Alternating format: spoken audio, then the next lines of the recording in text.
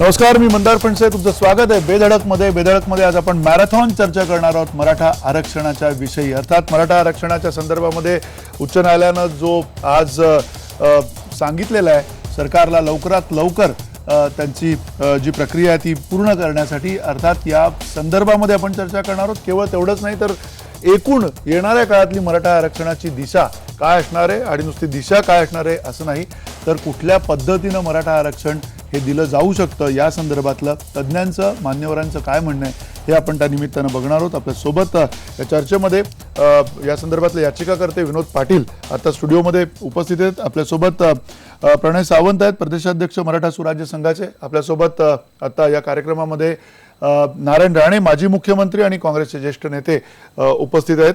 आपल्यासोबत प्रवीण गायकवाड आहेत, संभाजी ब्रिगेडचे माजी प्रदेशाध्यक्ष. आपल्यासोबत अनंत दीक्षित, राजकीय विश्लेषक आणि ज्येष्ठ पत्रकार आहेत. महेश म्हात्रे आहेत आपल्यासोबत, कार्यकारी संपादक आयबीन लोकमतचे. आपल्यासोबत या कार्यक्रमामध्ये न्यायमूर्ती पी.बी. सावंत आहेत. आपल्यासोबत संजीव भोर सुद्धा आहेत, जे अध्यक्ष आहेत शिवप्रहार संघटनेचे. या सगळ्या मान्यवरांचं स्वागत आहे. आणि अर्थातच या सगळ्या कार्यक्रमामध्ये हे मान्यवर आहेत कारण मराठा आरक्षणाशी संबंधित काही ना काही भूमिका या मान्यवरांनी आतापर्यंत घेतलेली आहे, याच्यातलं विश्लेषण केलेलं आहे. आणि पहिला प्रश्न खरं तर विचारायचा आहे विनोद पाटील आपल्याला, कारण आज याचिकाकर्ते म्हणून तुम्ही ज्या पद्धतीनं तिथे बाजू मांडलेली आहे, तुमचं म्हणणं सुद्धा तिथे मांडलेलं आहे. नेमकं काय घडलं आज उच्च न्यायालयामध्ये, आणि उच्च न्यायालयामध्ये जी आजची घडामोड आहे त्यानंतरच्या पुढच्या काही काळामधली कुठली घडामोड तुम्हाला अपेक्षित आहे असं तुम्हाला वाटतं? मी पुन्हा एकदा आज आपल्याला सांगू इच्छितो की मागच्या काळामध्ये 18 महिन्यापासून राज्य सरकारने हायकोर्टामध्ये ॲफिडेव्हिट दाखल केलं नाही. 5 जुलै 2015ला राज्य सरकारला ॲफिडेव्हिट दाखल करण्याचं मान्य उच्च न्यायालयाने सांगितलं होतं. परंतु दुर्दैवाची गोष्ट आहे 18 महिने झाले ॲफिडेव्हिट झालं नाही. काल त्यांनी माध्यमामध्ये सांगितलं की आम्ही हरीश साळवे साहेबांना आणणार. हरीश साळवे साहेब माझ्यासाठी, समाजासाठी सुप्रीम कोर्टामध्ये समाजाची बाजू मांडायला उभे होते. काल मी त्यांच्या कार्यालयामध्ये संपर्क साधला तर मला असं कळालं की हरीश साळवे साहेब हे लंडनला आहेत आणि ते 22 तारखेला भारतामध्ये परतणार आहेत. दुसरी गोष्ट त्यांनी सांगितली आम्ही प्रतिज्ञापत्र दाखल करू. अहो मला एक सांगा साहेब की 18 महिने जर आपण प्रतिज्ञापत्र दाखल करणार नसू तर कशा पद्धतीने आम्हाला आरक्षण मिळणार आहे? म्हणजे एकीकडे राजकीय भाषण होत आहे, आम्ही लोक रस्त्यावर उतरलोय, आम्हाला सांगण्यात येतं त्यांच्या भारतीय जनता पार्टीने त्यांच्या पक्षाच्या कार्यालयामध्ये ठराव घेतला मराठ्यांना आरक्षण देऊ. मग न्यायालयात ती बाजू मांडायला नको का? मूळ मुद्दा असा आहे की आमची मूर्खत गणना होतीये आणि मागील 18 महिन्यापासून फक्त आणि फक्त राजकीय ढोंग या ठिकाणी होत आहे. फार दुर्दैवाची गोष्ट आहे. आणि मला आज असं कळालं की माननीय मुख्यमंत्री महोदय पत्रकार परिषदेमध्ये म्हटले की याचिकाकर्त्यांनी वेळ मागून घेतला इंटरव्ह्युनरनी, अतिशय चुकीचं आहे. म्हणजे आपले माध्यमाचे माध्यमाचे प्रतिनिधी त्या ठिकाणी हजर होते, त्यांनी बघितलं की राज्य सरकारने वेळ मागितला, आम्ही वेळ मागितलेला नाही. आमचं ऍप्लिकेशनच असं होतं सुप्रीम कोर्टामध्ये सुद्धा की तात्काळ इतर याचिकाकर्त्यांनी ज्यांनी इंटरव्ह्यू केलं होतं त्यांनी सुद्धा काही अशी वेळ मागितलं नाही. उलट आम्ही कोर्टाला पॉइंट आउट केलं की राज्य सरकार 18 महिन्यापासून काहीच करत नाही, आज यांना कशासाठी वेळ पाहिजे, हे नवीन काय करणार आहे. तर त्यावेळेस कोर्टाने त्यांना विचारलं की तुमची काय भूमिका आहे. त्यांनी सांगितलं की आम्हाला थोडा वेळ द्या आणि आम्ही आमचं म्हणणं मांडू. सांगायचा उद्देश असा आहे की हे एकीकडं, पण वेळ कशासाठी मागितला याबद्दल काही चर्चा झाली का? वेळ त्यांनी सांगितलं की आमच्याकडं फिगर्स अवेलेबल नाहीत. आता मला एक सांगा साहेब, फिगर्स अवेलेबल नाही, पुरावे काय आपल्याला 7 समुद्र पारमधून पुरावे आणायचे नाहीत. यांच्याकडे यंत्रणा आहे, गाव पातळीवर तलाठी आहेत, ग्रामसेवक आहेत, जिल्हाधिकारी आहेत, विभागीय आयुक्त आणि सचिव आहेत. जर त्यांची इच्छाशक्ती असती राज्य सरकारची, तर इच्छाशक्ती असली तर फार झालं हे मटेरियल फिल्टर करायला सुद्धा जास्तीत जास्त हायेस्ट 7 दिवस लागू शकतात. परंतु दुर्दैवाची गोष्ट 18 महिने झाले, किती दिवस आमची फसवणूक होणार? हे बघा, आम्हाला राजकारणाशी काही घेणं देणं नाही. कोण सत्तेत आलं, कोण सत्तेत गेला, आमचा मूळ मुद्दा नाही. आमचा मुद्दा असा आहे की आमची 2 शैक्षणिक वर्ष विद्यार्थ्यांचं नुकसान झालं, 2 पिढ्या बरबाद झाल्या या राज्याच्या. याचं कोण नुकसान भरून देणार आहे? 2 वर्ष जर मुलं शिक्षणापासून वंचित असतील, नोकऱ्यांपासून वंचित असतील, त्यांचं सामाजिक स्वास्थ्य काय आहे? 2400 मुलांनी मागच्या वेळेस आरक्षण जाहीर झाल्यावर परीक्षा दिली होती, त्यांचं सिलेक्शन झालेलं आहे, त्यांना ऑर्डर्स इश्यू नाही. एक मुद्दा आपण घेऊया. या सगळ्या संदर्भामध्ये माजी मुख्यमंत्री नारायण राणे आपल्या सोबत आहेत. नारायण राणे, तुम्हाला अर्थातच स्वतः राणे समितीतनं तुम्ही दिलेलं आणि केलेलं काम सगळ्यांना, आपल्या सगळ्यांना माहिती आहे. या सगळ्या आजची घडामोड जी झालेली आहे, ज्या घडामोडीमध्ये अगदी सरकारने आज एकीकडे EBCची पात्रता जी आहे ती सुद्धा वाढवून 6 लाखापर्यंत केलेली आहे. हे सगळं जे घडतंय त्या घडामोडींकडे तुम्ही कसं बघताय आणि जो महत्त्वाचा प्रश्न आपण उपस्थित केला की मराठा आरक्षण देण्यात सरकार चालढकल करतंय का, तुमचं स्वतःचं मत काय?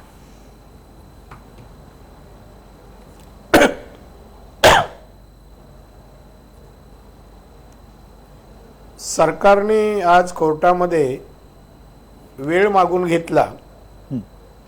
यावरून मला जे वाटतंय की सरकार या मराठा आरक्षणाला बगल देऊ पाहत आहे. त्यांची मानसिकता किंवा इच्छाशक्ती नाहीये की मराठ्यांना आरक्षण देण्याचं. 18 महिन्यापूर्वी ते ॲफिडेव्हिट द्यायला पाहिजे होतं. 18 महिन्यात त्यांना मुद्दे किंवा जो काय डाटा कलेक्ट करायचा होता, हा वेळ अपुरा वाटतोय का, हा प्रश्न आहे. आज एवढी आधुनिक यंत्रसामुग्री सरकारकडे असताना सरकारला एवढा वेळ का लागावा? 18 महिने नाही आणि अजून 15 दिवस. याचाच अर्थ सरकार मराठा आरक्षणाला बगल देऊ पाहतंय. दुसऱ्या बाजूला 6 लाखाची मर्यादा करतायत. उद्या येणाऱ्या ॲफिडेव्हिट मध्ये हा नवीन मुद्दा ते लोक घालणार आहेत. म्हणजे मराठ्यांना आरक्षण कसं देऊ नये कोर्टाने, यासाठी आवश्यक ते मुद्दे मुख्यमंत्री आणू पाहतायत. आणि मराठ्यांना आरक्षण देण्यासाठी जे मुद्दे राणे समितीने सर्वे करून जे दिले होते, अहवालामध्ये सादर केले होते, 18 लाख लोकांचे सर्वे झाला होता. त्यांचा सामाजिक, आर्थिक, शैक्षणिक मागासलेपणा त्याच्यात दाखवलेला होता. असं असतानाही ते मुद्दे हायलाइट करायचे नाही आणि दुसऱ्या बाजूला एक वेळ मागून घ्यायचा. याचाच अर्थ हे सरकार आरक्षणाच्या बाजूचा नाहीये. भारतीय जनता पक्ष एका बाजूला पाठिंबा देत आहे तर दुसऱ्या बाजूला त्यांचे मुख्यमंत्री मराठ्यांना आरक्षण कसं देता येणार नाही आणि कोर्टाला कशी दिशाभूल करण्यासाठी मुद्दे द्यायचे याची तयारी करताय. आरक्षण देण्यासाठी वेळ मागितलेला नाही तर आरक्षण का देऊ नये याचा विचार करण्यासाठी मला वाटतं हा वेळ मागितलेला आहे. नक्की तुम्ही म्हणताय की एक प्रकारे सरकार चालढकल करते आणि चालढकल नुसती करत नाही तर पुढे येऊन आरक्षण मिळू नये यासाठीची सुद्धा परिस्थिती निर्माण करते. या बरोबरीनं सावंत सर, तुमचं नेमकं पहिली प्रतिक्रिया या सगळ्या संदर्भामध्ये काय आहे? जी अलीकडच्या काळामध्ये मागण्या आणि येणारी दिशा या संपूर्ण जनक्षोभाची जी आहे ती कुठल्या दिशेने असावी, त्याचं एक प्रकारचं सकारात्मक असं स्वरूप कुठे जावं, या सगळ्यासाठी तुम्ही नेमकं काय, कुठल्या दिशेने विचार आता करताय आणि काय व्हायला हवं असं तुम्हाला आता वाटतं?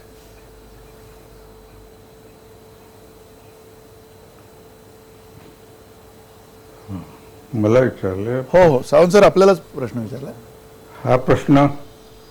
हो, हा, मला विचारला. ठीक. हा, असं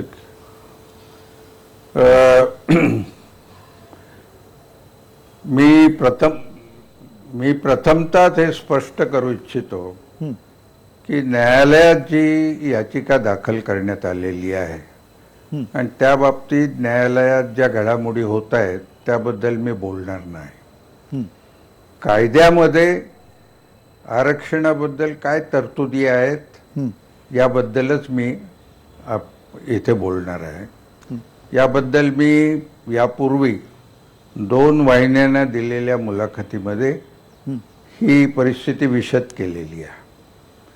आज जे आरक्षण घटनेनं ठेवलेलं आहे हे 2 क्षेत्रामध्ये आहे. एक शैक्षणिक क्षेत्र आणि दुसरं सरकारी नोकऱ्या. शैक्षणिक क्षेत्रात जे आरक्षण ठेवण्यात आलेलं आहे ते घटना कलम 15(4) खाली ठेवण्यात आलेलं आहे. आणि हे आरक्षण शेड्यूल कास्ट, शेड्यूल ट्राईब आणि OBC म्हणजे सोशली आणि एज्युकेशनली या दोन्ही नात्यांनी जे मागासलेले आहेत त्यांच्यासाठी ठेवण्यात आलेलं आहे.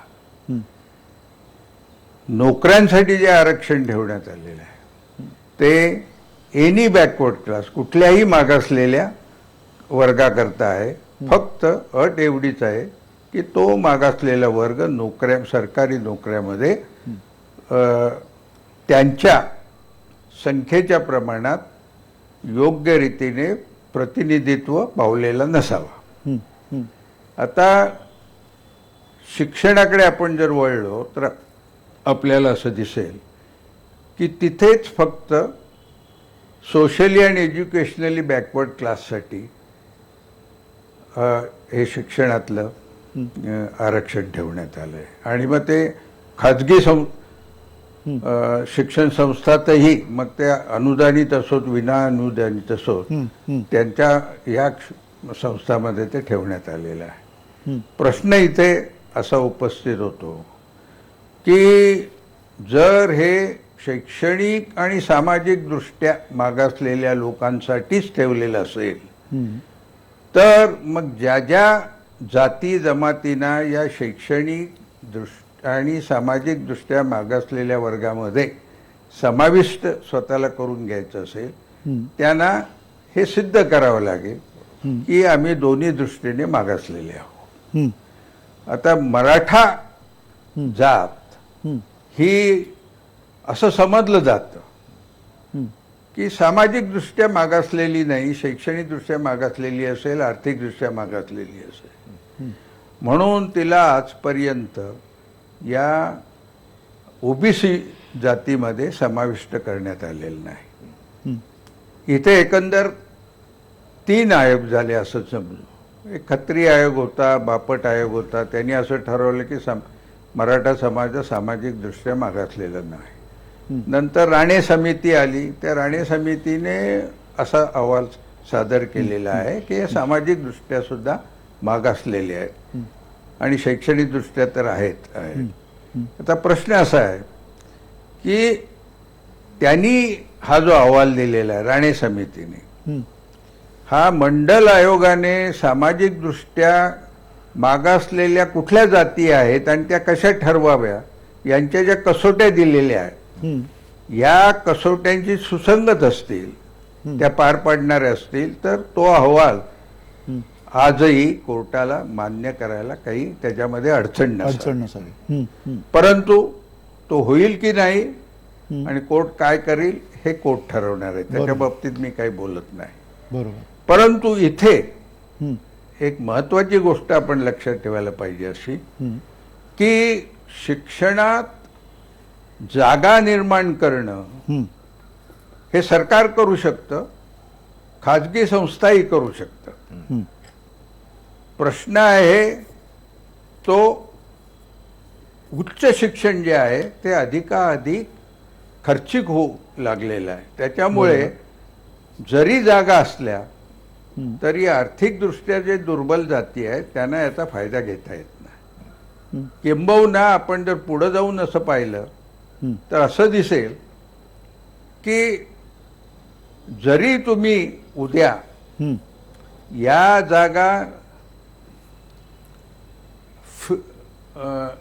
फी माफक किंवा फी शिवाय ठेवल्या, मोफत शिक्षण जरी ठेवलं तरी अशा व्यक्ती बहुसंख्येनं या समाजात आहेत की ज्या याचा फायदा घेऊ शकणार नाही. कारण त्यांना फक्त स्वतःचं शिक्षण किंवा स्वतःचा चरितार्थ चालवायचं नाही, त्यांना आपल्या कुटुंबाचाही चरितार्थ चालवायचा असतो. म्हणून त्यांना नोकरी करणे आवश्यक असतं. म्हणून मोफत शिक्षण देऊन सुद्धा त्यांना त्याचा फायदा घेता येणार नाही. ही गोष्ट अलाहिदा. परंतु आज तुम्ही शिक्षणातल्या जागा वाढवू शकता आणि जे शैक्षणिक दृष्ट्या आर्थिकदृष्ट्या दुर्बल आहे त्या सर्वांना KG ते PG हे सर्व शिक्षण मोफत देता येईल तुम्हाला आणि ते तुम्ही दिलं पाहिजे. हे केवळ आज मी ऐकलं की मुख्यमंत्र्यांनी एक 30,000 रुपये शहरी विद्यार्थ्यांना, 20,000 रुपये ग्रामीण विद्यार्थ्यांना वगैरे, म्हणजे हे वार्षिक ज्याला आपण EBC ग्रँट्स म्हणतो ते देण्याचं आयोजलेलं आहे. आता 30,000 रुपये वार्षिक म्हणजे 2,500 रुपये प्रत्येक महिन्याला येणार त्या विद्यार्थ्याला. या 2,500 त्याचं काय भागणार काय भागणार आहे? त्या 2,500मध्ये त्याची शिक्षणाची फी जाणार नाही उच्च शिक्षणाची. तर माझं असं म्हणणं आहे की हे सर्व शिक्षण जे आहे ते आर्थिकदृष्ट्या दुर्बल असलेल्या जाती जमातींना, सर्व जाती जमातींना तुम्ही मोफत दिलं पाहिजे. नक्की एक आणि हे मिनिट जर आपण नक्की ही जर सावंत सर तुम्ही जो एक मुद्दा उपस्थित केला आहे की राणे समितीने जे निकष धरलेत किंवा ज्या निकषांच्या आधारे त्यांनी ही माहिती समोर आणलेली आहे. खुद्द नारायण राणे आपल्या सोबत आहेत. नारायण राणे, तुम्हाला पुन्हा हाच प्रश्न आहे जो त्यांनी उपस्थित केला आहे की तुम्ही जे अहवाल किंवा जी निरीक्षणं सादर केलेली आहेत ती निरीक्षणं त्या अर्थाने मंडल आयोगाशी च्या वेळेला ज्या मागासवर्गीयाचे जे निकष ठरवण्यात आले होते किंवा ज्या निकषांवरनं त्या जातींचे मागासले पण ठरवण्यात आलं होतं त्याला अनुसरून त्याच निकषांना धरून केले की आणखीन काही वेगळे निकष तुम्ही त्यावेळेला धरलेले आहेत आणि तुमच्या अहवालामध्ये असलेले आत्ताचे निकष हे तुम्हाला असं वाटतं का की न्यायालयामध्ये येणाऱ्या काळामध्ये त्या अर्थाने टिकतील?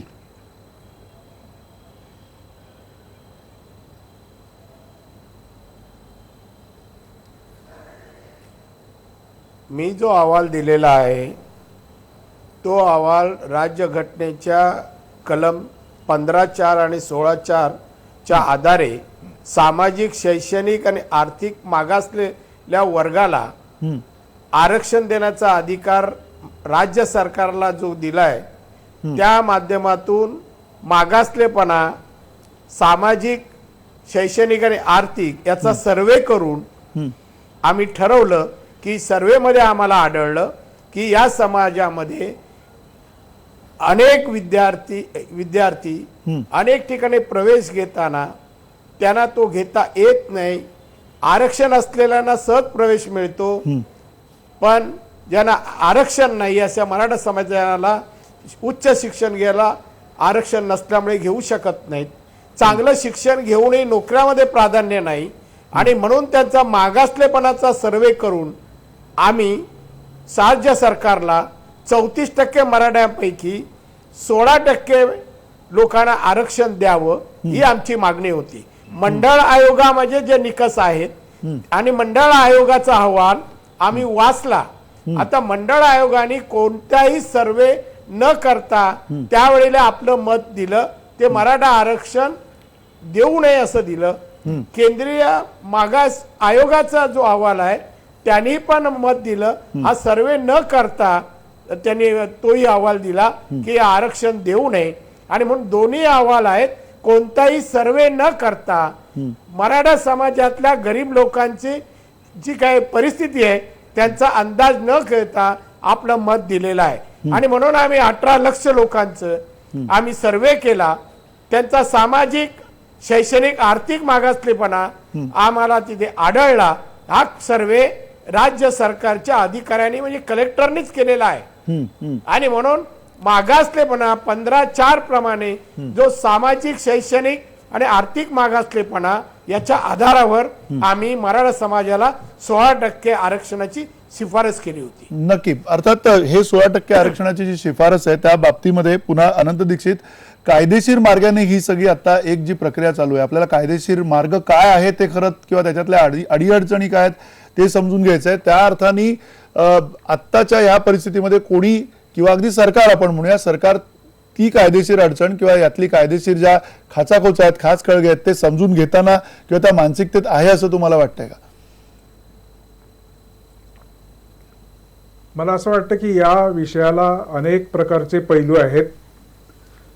पहिली महत्वाची गोष्ट अशी की आता उच्च न्यायालयामध्ये जी सुनावणी सुरू आहे त्या संदर्भात माझी समजूत अशी आहे की मूळ मराठा आरक्षणाचा जो विषय आहे की ज्याच्या संदर्भात नागपूरच्या अधिवेशनामध्ये या नव्या सरकारने मराठा आरक्षणाचा कायदा केला, त्या कायद्याला आक्षेप घेऊन त्या कायद्याला स्थगिती देणारा निर्णय जो उच्च न्यायालयाने दिला, त्या स्थगिती दिल्यानंतर तुम्ही हा निर्णय कशाच्या आधारावर घेतला, काय भूमिका आहे तुमची राज्य सरकारची, मराठा आरक्षण का द्यावं याच्या संदर्भात तुम्ही प्रतिज्ञापत्र सादर करा, अशा प्रकारची ही भूमिका आहे. आणि हे प्रतिज्ञापत्र सादर केल्यानंतर मूळ आरक्षणासंदर्भात सुनावणी केव्हा करायची याची तारीख नंतर ठरेल. म्हणजे आता 7 डिसेंबरला आपल्याला त्यांचं प्रतिज्ञापत्र दाखल झाल्यानंतर मूळ आरक्षणाच्या संदर्भात चर्चा होईल, म्हणजे जो मूळ मुद्दा आहे त्याच्या संदर्भात चर्चा होईल. आता दुसरा महत्वाचा मुद्दा, 2-3 महत्वाच्या मुद्द्यांना मी फक्त स्पर्श करतो. आज महाराष्ट्राचे मुख्यमंत्री देवेंद्र फडणवीस यांची मी प्रेस कॉन्फरन्स ऐकली. त्याच्यामध्ये त्यांनी एक विधान केलं आणि मला असं वाटतं की जो सरळ मार्गी आपलं आयुष्य भले आपले कष्ट भले असा प्रकारचं आयुष्य जगतो महाराष्ट्रातला मनुष्य, तो आज दचकलेला असणार. की मुख्यमंत्री असं म्हणाले की काही ठराविक लोक, काही मुठभरच लोक या राज्याची कायदा आणि सुव्यवस्था बिघडावी याच्यासाठी प्रयत्न करतायत, असं ते जाहीरपणे पत्रकार परिषदेमध्ये म्हणाले. ही गोष्ट खरीच आहे की महाराष्ट्रातलं वातावरण हे काय प्रकारचं आहे, काय प्रकारची चर्चा आपली चाललेली आहे. चर्चा करायची नाही का, संवेदनशीलता व्यक्त करायची नाही का, मतभिन्नता व्यक्त करायची नाही का, अशा प्रकारचे प्रश्न महाराष्ट्रात चर्चेला आले, ही खरी गोष्ट आहे. आता मूळ प्रश्न जो आहे त्याच्या संदर्भात सावंत साहेबांच्या सारखा मनुष्य असताना मी त्याच्यावरती काही बोलणं तरी देखील मी थोडं धाडसानं बोलतो की याच्यामध्ये आर्थिक आरक्षणावरती आणि सामाजिक शैक्षणिक मागासलेपणावरती आधारित आरक्षण द्यावं का याच्यावरती खूप आपली चर्चा झालेली आहे. खूप न्यायालयीन निवाडे सुद्धा असे आहेत की ज्याच्यामध्ये बऱ्याच प्रकारे मनुष्य गोंधळून जाण्याची शक्यता असते की हे न्यायालय असं म्हणतं, हे न्यायालय असं म्हणतं, काय करायचं. जसा सावंत साहेबांनी उल्लेख केला की खत्री कमिटी, बापट कमिशन, नंतर काय सराफ आयोग, भाटिया आयोग, हे सगळं झाल्यानंतर हे शैक्षणिक आरक्षण जे द्यायचं आहे त्याच्या संदर्भात राज्य सरकार आणि केंद्र सरकार काय करू शकतं आणि त्याची कालमर्यादा आपण काय ठरवणार आहोत त्याच्यामध्ये. कारण असं आहे की 20 ते 30 या वयोगटातली मुलं मुली फार मोठ्या प्रमाणावरती या मोर्चामध्ये सहभागी झालेली होती. बरोबर. आणि त्या सगळ्यांचं म्हणणं असं आहे की आम्हाला नोकऱ्या मिळत नाहीत, आम्हाला काम मिळत नाही, आम्ही काही करू शकत नाही, आमची घरं मोडून पडलेली आहेत, शेतकरी मनुष्य शेतमजूर झालेला आहे, असं त्यांचं मुख्य दुखणं असताना हा विषय जर आपण चालढकल पद्धतीनं पुढे ढकलण्याच्या पद्धतीनं नेणार असू तर 2019च्या लोकसभेच्या निवडणुका येईपर्यंत सुद्धा कदाचित शक्यता अशी आहे की हा निर्णयाप्रत विषय आलेलाच नसेल. म्हणजे जे राज्यकर्ते आहेत, जे कालचे राज्यकर्ते होते आणि जे या मोर्चामध्ये सहभागी झाले त्यांच्यापैकी किती जणांनी मुख्यमंत्र्यांकडे किंवा शासनाकडे असे प्रयत्न केले की तुम्ही ॲफिडेव्हिट ताबडतोब दाखल करा. मी कुठल्याही नेत्याचं नाव घेणार नाही, परंतु हे सगळ्यांचं मिळून सरकार असतं. सरकार ही कंटिन्युटी असते असं आम्ही समजतो. राणे समितीने जर त्याची माहिती सगळी गोळा केली होती, आकडेवारी सगळी गोळा केली होती, तर निदान महाराष्ट्र राज्याच्या विधानसभेत तरी सरकारी पक्षाने सांगायला पाहिजे की आम्हाला राणे समितीची माहिती का घ्यावी वाटत नाही. कारण हा विषय गोरगरिबांच्या जगण्या मरण्याचा प्रश्न झालेला आहे. हा फक्त राजकीय क्रीडांगणाचा किंवा रणांगणाचा विषय नाहीये. आणि याच्यामध्ये लोकभावना जर अशा प्रकारे प्रक्षुभित व्हायला लागल्या, वेगवेगळ्या कारणांनी वेगवेगळ्या प्रकारचे मोर्चे निघतायत, हे सगळं पाहिल्यानंतर एक प्रकारे माणसाच्या मनामध्ये असे निर्माण होते की एक कायदेशीर लढाई, एक घटनात्मक लढाई, एक सामाजिक शैक्षणिक मागासलेपणासाठी लढाई एकीकडे चालू आहे आणि दुसरीकडे मात्र याच्या संदर्भात पुरेसं गांभीर्य दिसत नाही. म्हणून मला असं वाटतं की राजकीय पक्ष, विशेषतः सत्ताधारी पक्ष जो आहे, त्यांनी याच्या संदर्भातली भूमिका स्पष्ट करायला पाहिजे. कालपर्यंत विनोद तावडे की या संबंध सरकारच्या मंत्रिमंडळामध्ये बसलेले त्या समितीचे अध्यक्ष आहेत, ते असं म्हणत होते, वर्तमानपत्रामध्ये छापून आलेलं आहे की आमचं ॲफिडेव्हिट तयार आहे. तर मग ॲफिडेव्हिट तयार आहे तर दाखल करण्यामध्ये काय अडचणी आहेत. आणि मला असं वाटतं कदाचित आपण असं गृहीतही धरू की जी आकडेवारी सरकारला गोळा करायची आहे त्याच्यामध्ये खूप अडचणी आहेत, पण त्याची काही कालमर्यादा आहे की नाही. आता कोर्टाने घालून दिली हे बरोबर आहे, परंतु हा विषय कोणत्याही प्रकारे संपवायचा नाही. मग तो गुजरात मधल्या पटेलांचा असो, आंध्र मधला असो किंवा हरियाणा मधला असो, या प्रकारचे विषय जर अशा प्रकारे आपण ओढत राहिलो, रेटत राहिलो तर समाजामध्ये दरी पडणं, समाजामध्ये फूट राहणं आणि परस्परांच्याकडे संशयानं पाहत राहणं ही प्रक्रिया वेगवान होईल. म्हणून राजकीय पक्षांची याच्यातली जबाबदारी सर्वात जास्त आहे. नक्की. अर्थात महेश, चालढकल करते सरकार, हे जे साधारणतः आतापर्यंतचा सूर दिसतोय बरोबर, तो सूर खरा आहे असं म्हणायचं? नाही, निश्चितच याच्यामध्ये जर सरकारकडे राजकीय इच्छाशक्ती असती तर गेल्या 18 महिन्यांपासूनची ही जी प्रक्रिया, न्यायालयीन प्रक्रिया प्रलंबित राहिलेली आपल्याला दिसते. ज्या पद्धतीने अफिडेविट सादर करण्यासंदर्भात मोठ्या प्रमाणात मागण्या होत राहिल्या, मोठ्या प्रमाणात त्यावर प्रश्न विचारले गेले. आम्ही अफिडेविट आमचं तयार आहे अशा पद्धतीने सरकार पक्षाकडून सांगितलं गेलं, परंतु प्रत्यक्षात मात्र पुन्हा मुदत मागवून घेण्यात आलेली. तर जर या पॉलिटिकल विल असती, राजकीय इच्छाशक्ती असती तर निश्चितच हा प्रश्न वेळेत मार्गी लागला असता. परंतु आताची परिस्थिती अशी झालेली आहे की आपल्याकडे लोकांच्या भावनेशी संबंधित जे विषय असतील ते विषय जास्तीत जास्त रेंगाळत ठेवायचे, ते विषय जास्तीत जास्त प्रलंबित ठेवायचे आणि त्याचा आपल्या पद्धतीने राजकीय फायदा उठवत राहायचा. ही सर्वपक्षीय खेळी झाली की काय असा संशय निर्माण करणारी परिस्थिती आज महाराष्ट्रात आपल्याला पाहायला मिळते. छत्रपती शिवाजी महाराजांच्या स्मारकाचा मुद्दा असो किंवा डॉक्टर बाबासाहेब आंबेडकरांच्या स्मारकाचा मुद्दा असो, प्रत्येक निवडणुकीमध्ये तो मुद्दा वेगळ्या पद्धतीने चर्चेमध्ये येतो, त्यावर राजकारण होतं, त्या संदर्भात मग नवनवीन घोषणा होतात, परंतु प्रत्यक्षात मात्र आपल्याला काहीच तिथे पाहायला मिळत नाहीये. तीच गोष्ट या दुर्दैवाने म्हणजे या मराठा आरक्षणाच्या प्रश्नी आपल्याला झालेली पाहायला मिळते.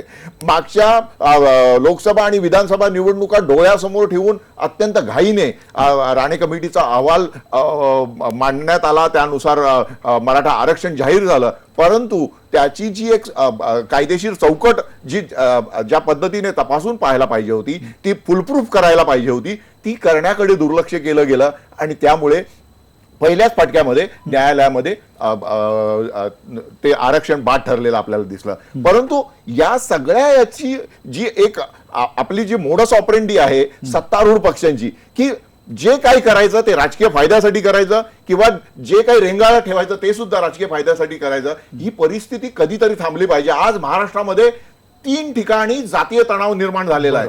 3 ठिकाणी वेगवेगळ्या पद्धतीचे लोकांमध्ये संशयाचं वातावरण निर्माण झालेलं आहे. तर या सगळ्या गोष्टीला कारणीभूत कोण आहे?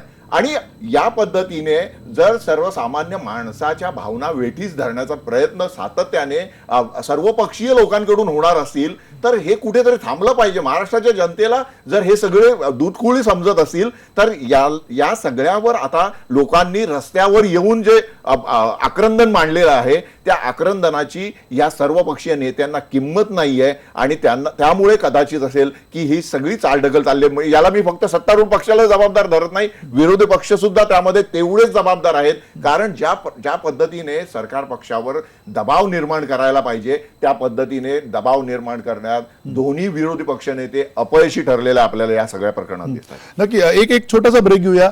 विरोधी पक्षांची भूमिका आपण बघितली, आपण राजकीय एकूण चालढकल होते का त्या संदर्भात आपण विचारलं.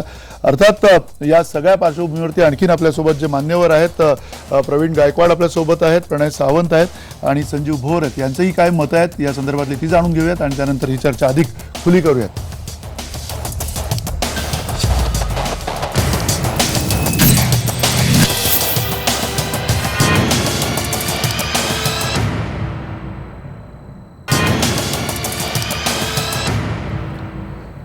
पुन्हा एकदा स्वागत. बेधडकमध्ये आपण चर्चा करतोय, मॅरेथॉन चर्चा करतोय खरं तर मराठा आरक्षणाच्या संदर्भामध्ये आणि मराठा आरक्षणाच्या संदर्भातल्या येणाऱ्या काळातल्या ज्या अडीअडचणी असतील त्या सुद्धा आपण समजून घेतोय मान्यवरांकडून, ज्यांनी या विषयामध्ये अनेक दिवस काम केलेलं आहे त्या सगळ्यांकडून. प्रवीण गायकवाड आपल्या सोबत आहेत. प्रवीण गायकवाड, एकूण जी मागणी आहे की आत्ता जी अडचण सांगितली जाते 50% ओबीसीच्या संदर्भामध्ये आहे किंवा ओबीसीच्या बाहेर जर द्यायचं झालं तर 50% वरती जाण्याच्या दृष्टिकोनातून या सगळ्या अडचणींचा कुठेतरी साकल्यानं समग्रपणे विचार सगळेजण करतायत किंवा सरकार करतंय असं तुम्हाला वाटतंय का?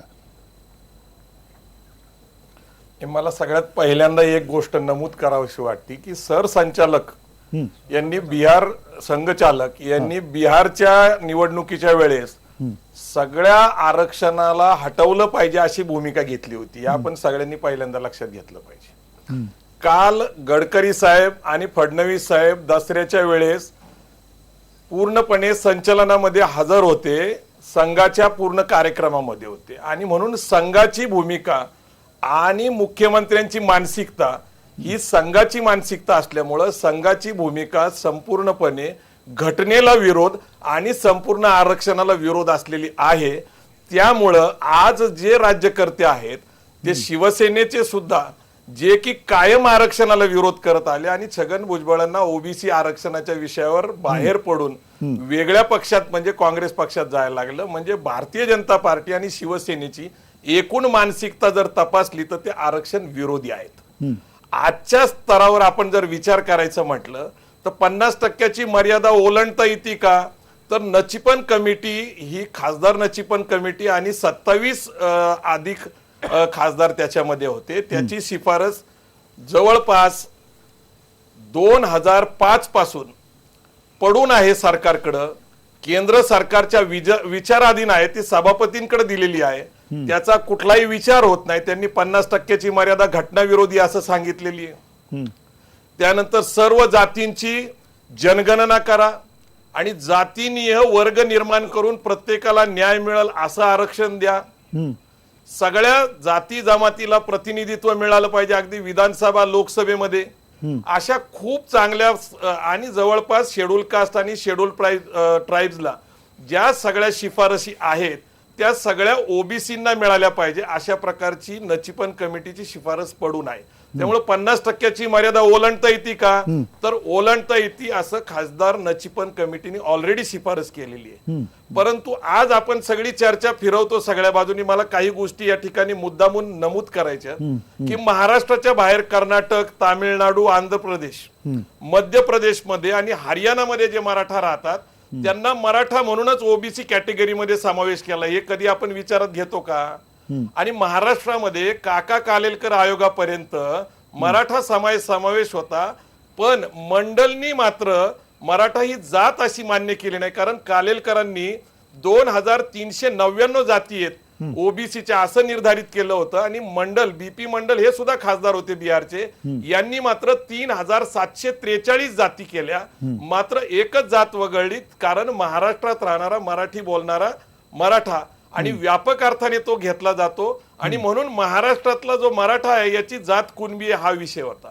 महाराष्ट्रात पहिलं जे मागासवर्गीय आयोग राज्य स्तरावर आलं ते खत्री आयोग. खत्री आयोगाकडे मराठा सेवा संघ, मराठा महासंघ यांनी पहिल्यांदा 1997 ला मागणी केली की मराठा आणि कुणबी एकच आहे आणि कुणबी या सदरामध्ये मराठा समाजाचा समावेश करा. मराठा कुणबी, कुणबी मराठा अशी 1 जून 2004 ला दुरुस्ती झाली. त्यात लेवा पाटील सुद्धा समावेश करण्यात आले. मात्र सरसकट मराठा समाजाला जर आरक्षण दिलं गेलं तर ते सामाजिक न्याय व्हायचं अशी भूमिका मांडण्यात आली. त्याच्या पुढे जो खत्री आयोगानंतर बापट आयोग आला, बापट आयोगाकडे आम्ही 1 जून 2004 ची दुरुस्ती करा आणि कुणबी मराठा, मराठा कुणबी म्हणण्यापेक्षा कुणबी व मराठा अशा दुरुस्तीची मागणी होती. आणि मग पुढे जे सगळं नारायण राणे समितीचा वगैरे विषय तो वेगळा आहे. मूळ विषयाकडे आपण दुर्लक्ष करतो. आमची मागणी मराठा समाजाची जात ही कुणबी आहे आणि कुणबी ओबीसी मध्ये समावेश आहे आणि सरसकट मराठा समाजाला कुणबी म्हणून आरक्षण मिळावं याच्यावर कुठलीच चर्चा होत नाही. मराठा आरक्षण, मराठा आरक्षण, मराठा आरक्षण या विषयाच्या भोवती आपण फिरतो. पण मराठा समाजातले आज पश्चिम महाराष्ट्रामध्ये मी तुम्हाला दाखवतो की जवळपास एकूण 32% लोकसंख्येपैकी 9 ते 10% लोकांनी जुने पुरावे शोधून, अगदी शाहू काळापासूनचे पुरावे शोधून आज त्यांना आरक्षण मिळते. आज पुणे महापालिका, पिंपरी चिंचवड महानगरपालिकेत कायदेशीर दृष्ट्या प्रांत अधिकाऱ्यांनी आणि कोर्टात केस चालवून 28 नगरसेवक आज कुणबी आहेत. मी राजकारणी लोकांचं का तुम्हाला उदाहरण सांगतो, कारण आपल्याला लगेच लक्षात येतं.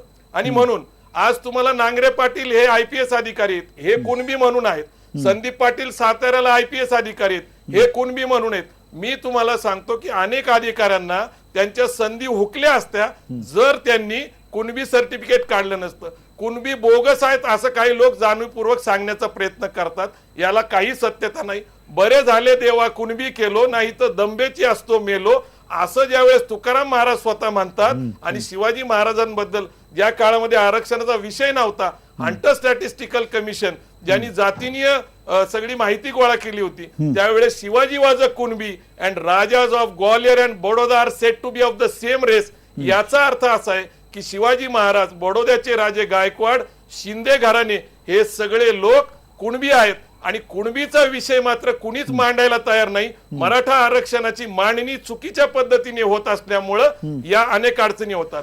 दुसरा मुद्दा असा आहे की तामिळनाडूमध्ये एकूण 70% आहे आणि ते 9th शेड्यूल मध्ये संरक्षित आहे आणि म्हणून 9th शेड्यूलचं संरक्षण घेऊन महाराष्ट्रातलं आरक्षणाची मर्यादा वाढवली पाहिजे.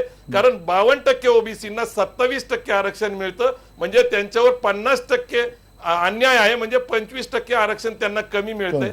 ओबीसींवर अन्याय होऊ नये आणि मराठा समाजातला कुणबी समाज समावेश आहे. एक भाऊ आरक्षणामध्ये आहे आणि एक भाऊ बाहेर आहे. मी तुम्हाला कितीतरी अशी उदाहरणं देतो. एकाच घरामध्ये नाही नक्की एक या मराठा आहे, प्रवीण दुसरा प्रवीण कुणबी आहे. तुमचं जे म्हणणं याच्यावर आहे चर्चा झाली तुमचं जे म्हणणं नक्की याच्यावरती आपण चर्चा थोड्या वेळात करूया. पण तत्पूर्वी पुन्हा आपल्यासोबत आता प्रणय सावंत सुद्धा आहेत. प्रणय सावंत, त्यांचं म्हणणं आहे की या सगळ्या हा जो समाविष्ट होण्याचा जो भाग आहे, कुणबी असतील, मराठा असतील आणि मग अनेक ज्याला पोटजाती पण काही लोक म्हणतात, काही जण म्हणतात की याच्यातले काही वेगवेगळे कुळं आहेत. हे सगळं ज्या वेळेला मुद्दा येतो, हा सगळा मुद्दा ज्या वेळेला येतो त्यावेळेला खरं नेमकं एकवाक्यता खरी मराठा समाजात पाहिजे. खरी एकवाक्यता जी पाहिजे की नेमकं कुठल्या मार्गाने आपल्याला आरक्षण मिळवायचं आहे. जसं नारायण राणे समितीनं सांगितलेलं आहे की आर्थिक मागासले पण हा सगळ्यात आणि सामाजिक मागासले पण हा सगळ्यात महत्त्वाचा मुद्दा त्याच्यात असला पाहिजे. तसं जर का आधी ठरलं नाही, या सगळ्या बाबतीत एकवाक्यता नसेल, ती एकवाक्यता येऊ शकते येणाऱ्या काळामध्ये, असं तुम्हाला वाटतं का प्रणय सावंत? सर्वात प्रथम महत्त्वाचा विषय असा आहे की मराठा आरक्षणाला काँग्रेस राष्ट्रवादीमध्ये जेव्हा आवाज उठवला गेला, जेव्हा एक महाकाय मोर्चा 4 एप्रिल 2013ला आझाद मैदानावर सर्व मराठा संघटनांनी काढला, ॲडव्होकेट शशिकांत पवार, युवराज संभाजीराजे, पुरुषोत्तम खेडेकर, प्रवीण गायकवाड, शांताराम कुंजीर, आम्ही सर्वच, युवराज संभाजीराजे, अशाने मिळून एक महामोर्चा विधान भवनावर काढला आणि त्यावेळेचे तत्कालीन मुख्यमंत्री आणि उपमुख्यमंत्री यांनी अशा माणसाची नियुक्ती केली की जे आक्रमक नेतृत्व म्हणून महाराष्ट्रात प्रसिद्ध आहे आणि त्यांनी संपूर्णपणे लढून, काँग्रेस राष्ट्रवादीशी लढून मराठा समाजाला 16% आरक्षण मिळवून दिलं. त्याबद्दल प्रथम मी परत एकदा त्यांचा आभार मानतो. आणि कारण हे सगळे अहवाल जे झाले होते ते संपूर्ण समाजाच्या विरोधातले अहवाल होते आणि राणे समितींचा जो अभ्यास करून 18 लाख लोकांना संपर्क करून किंवा 3,500पेक्षा जास्त निवेदनं आणि जिल्ह्यात जाऊन विभागीय बैठका घेऊन अशा पद्धतीने तो अहवाल राणे समितीने काढला होता. राणे साहेबांच्या अध्यक्षतेखाली त्याने एक 40 प्रश्नांची प्रश्नावली काढली होती.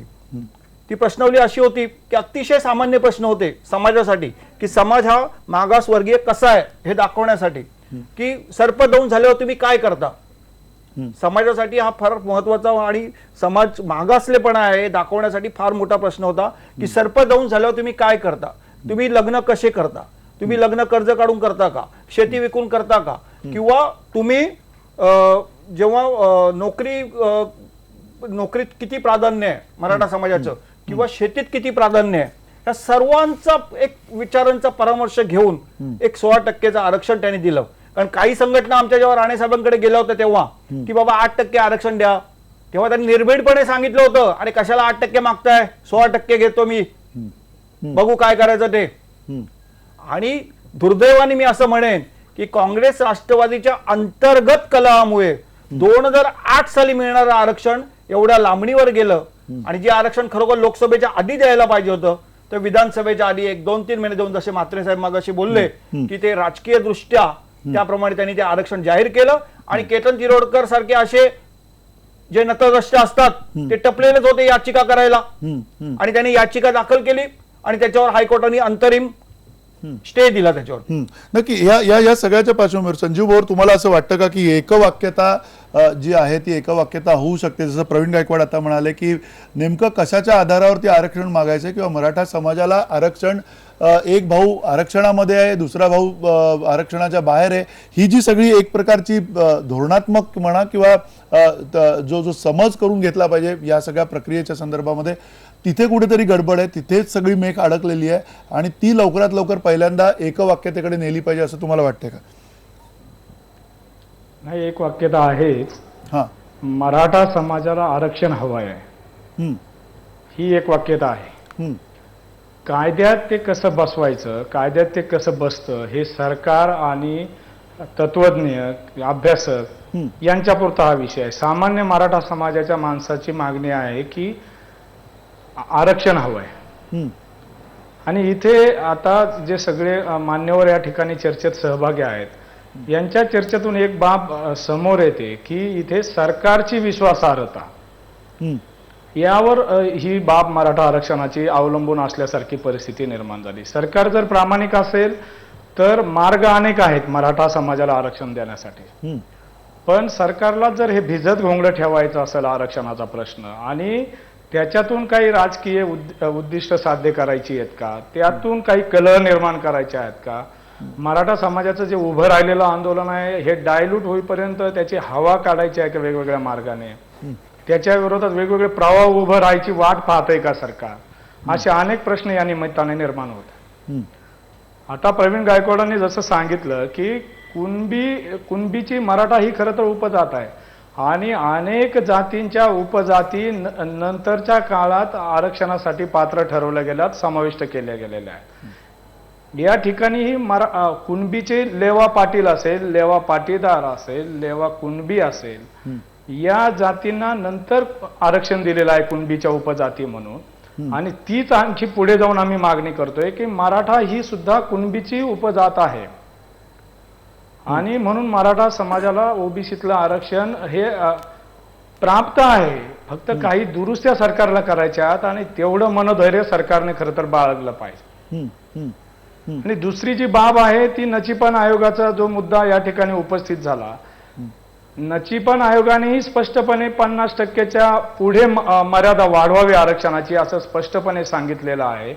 त्या जर शिफारसी सरकारने स्वीकारल्या, केंद्रातही भारतीय जनता पार्टी आणि त्यांच्या अलायन्सचं सरकार आहे, महाराष्ट्रातही ते सत्तेवर आहेत, म्हणजे इथे केंद्र आणि राज्यामध्ये विरोधाभास असण्याचं काही कारण येत नाही.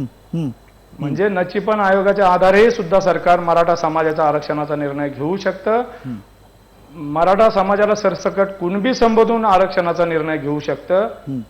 आणखी एक प्रमुख बाब मला या ठिकाणी आवर्जून सांगायची आहे की मराठा समाज हा सामाजिक दृष्ट्या मागासलेला नाही असं जे काहींचं म्हणणं येतं हे अतिशय आणि साफ चुकीचं आहे. आपण 1964चा चित्रलेखा विरुद्ध हैदराबाद स्टेट हा उच्च न्यायालयाचा निकाल जर आपण बारकाईने वाचला तर त्या निकालात अतिशय स्पष्टपणे सांगितलंय की सामाजिक दृष्ट्या मागासलेपण सिद्ध करण्यासाठी त्या समाजातली गरिबी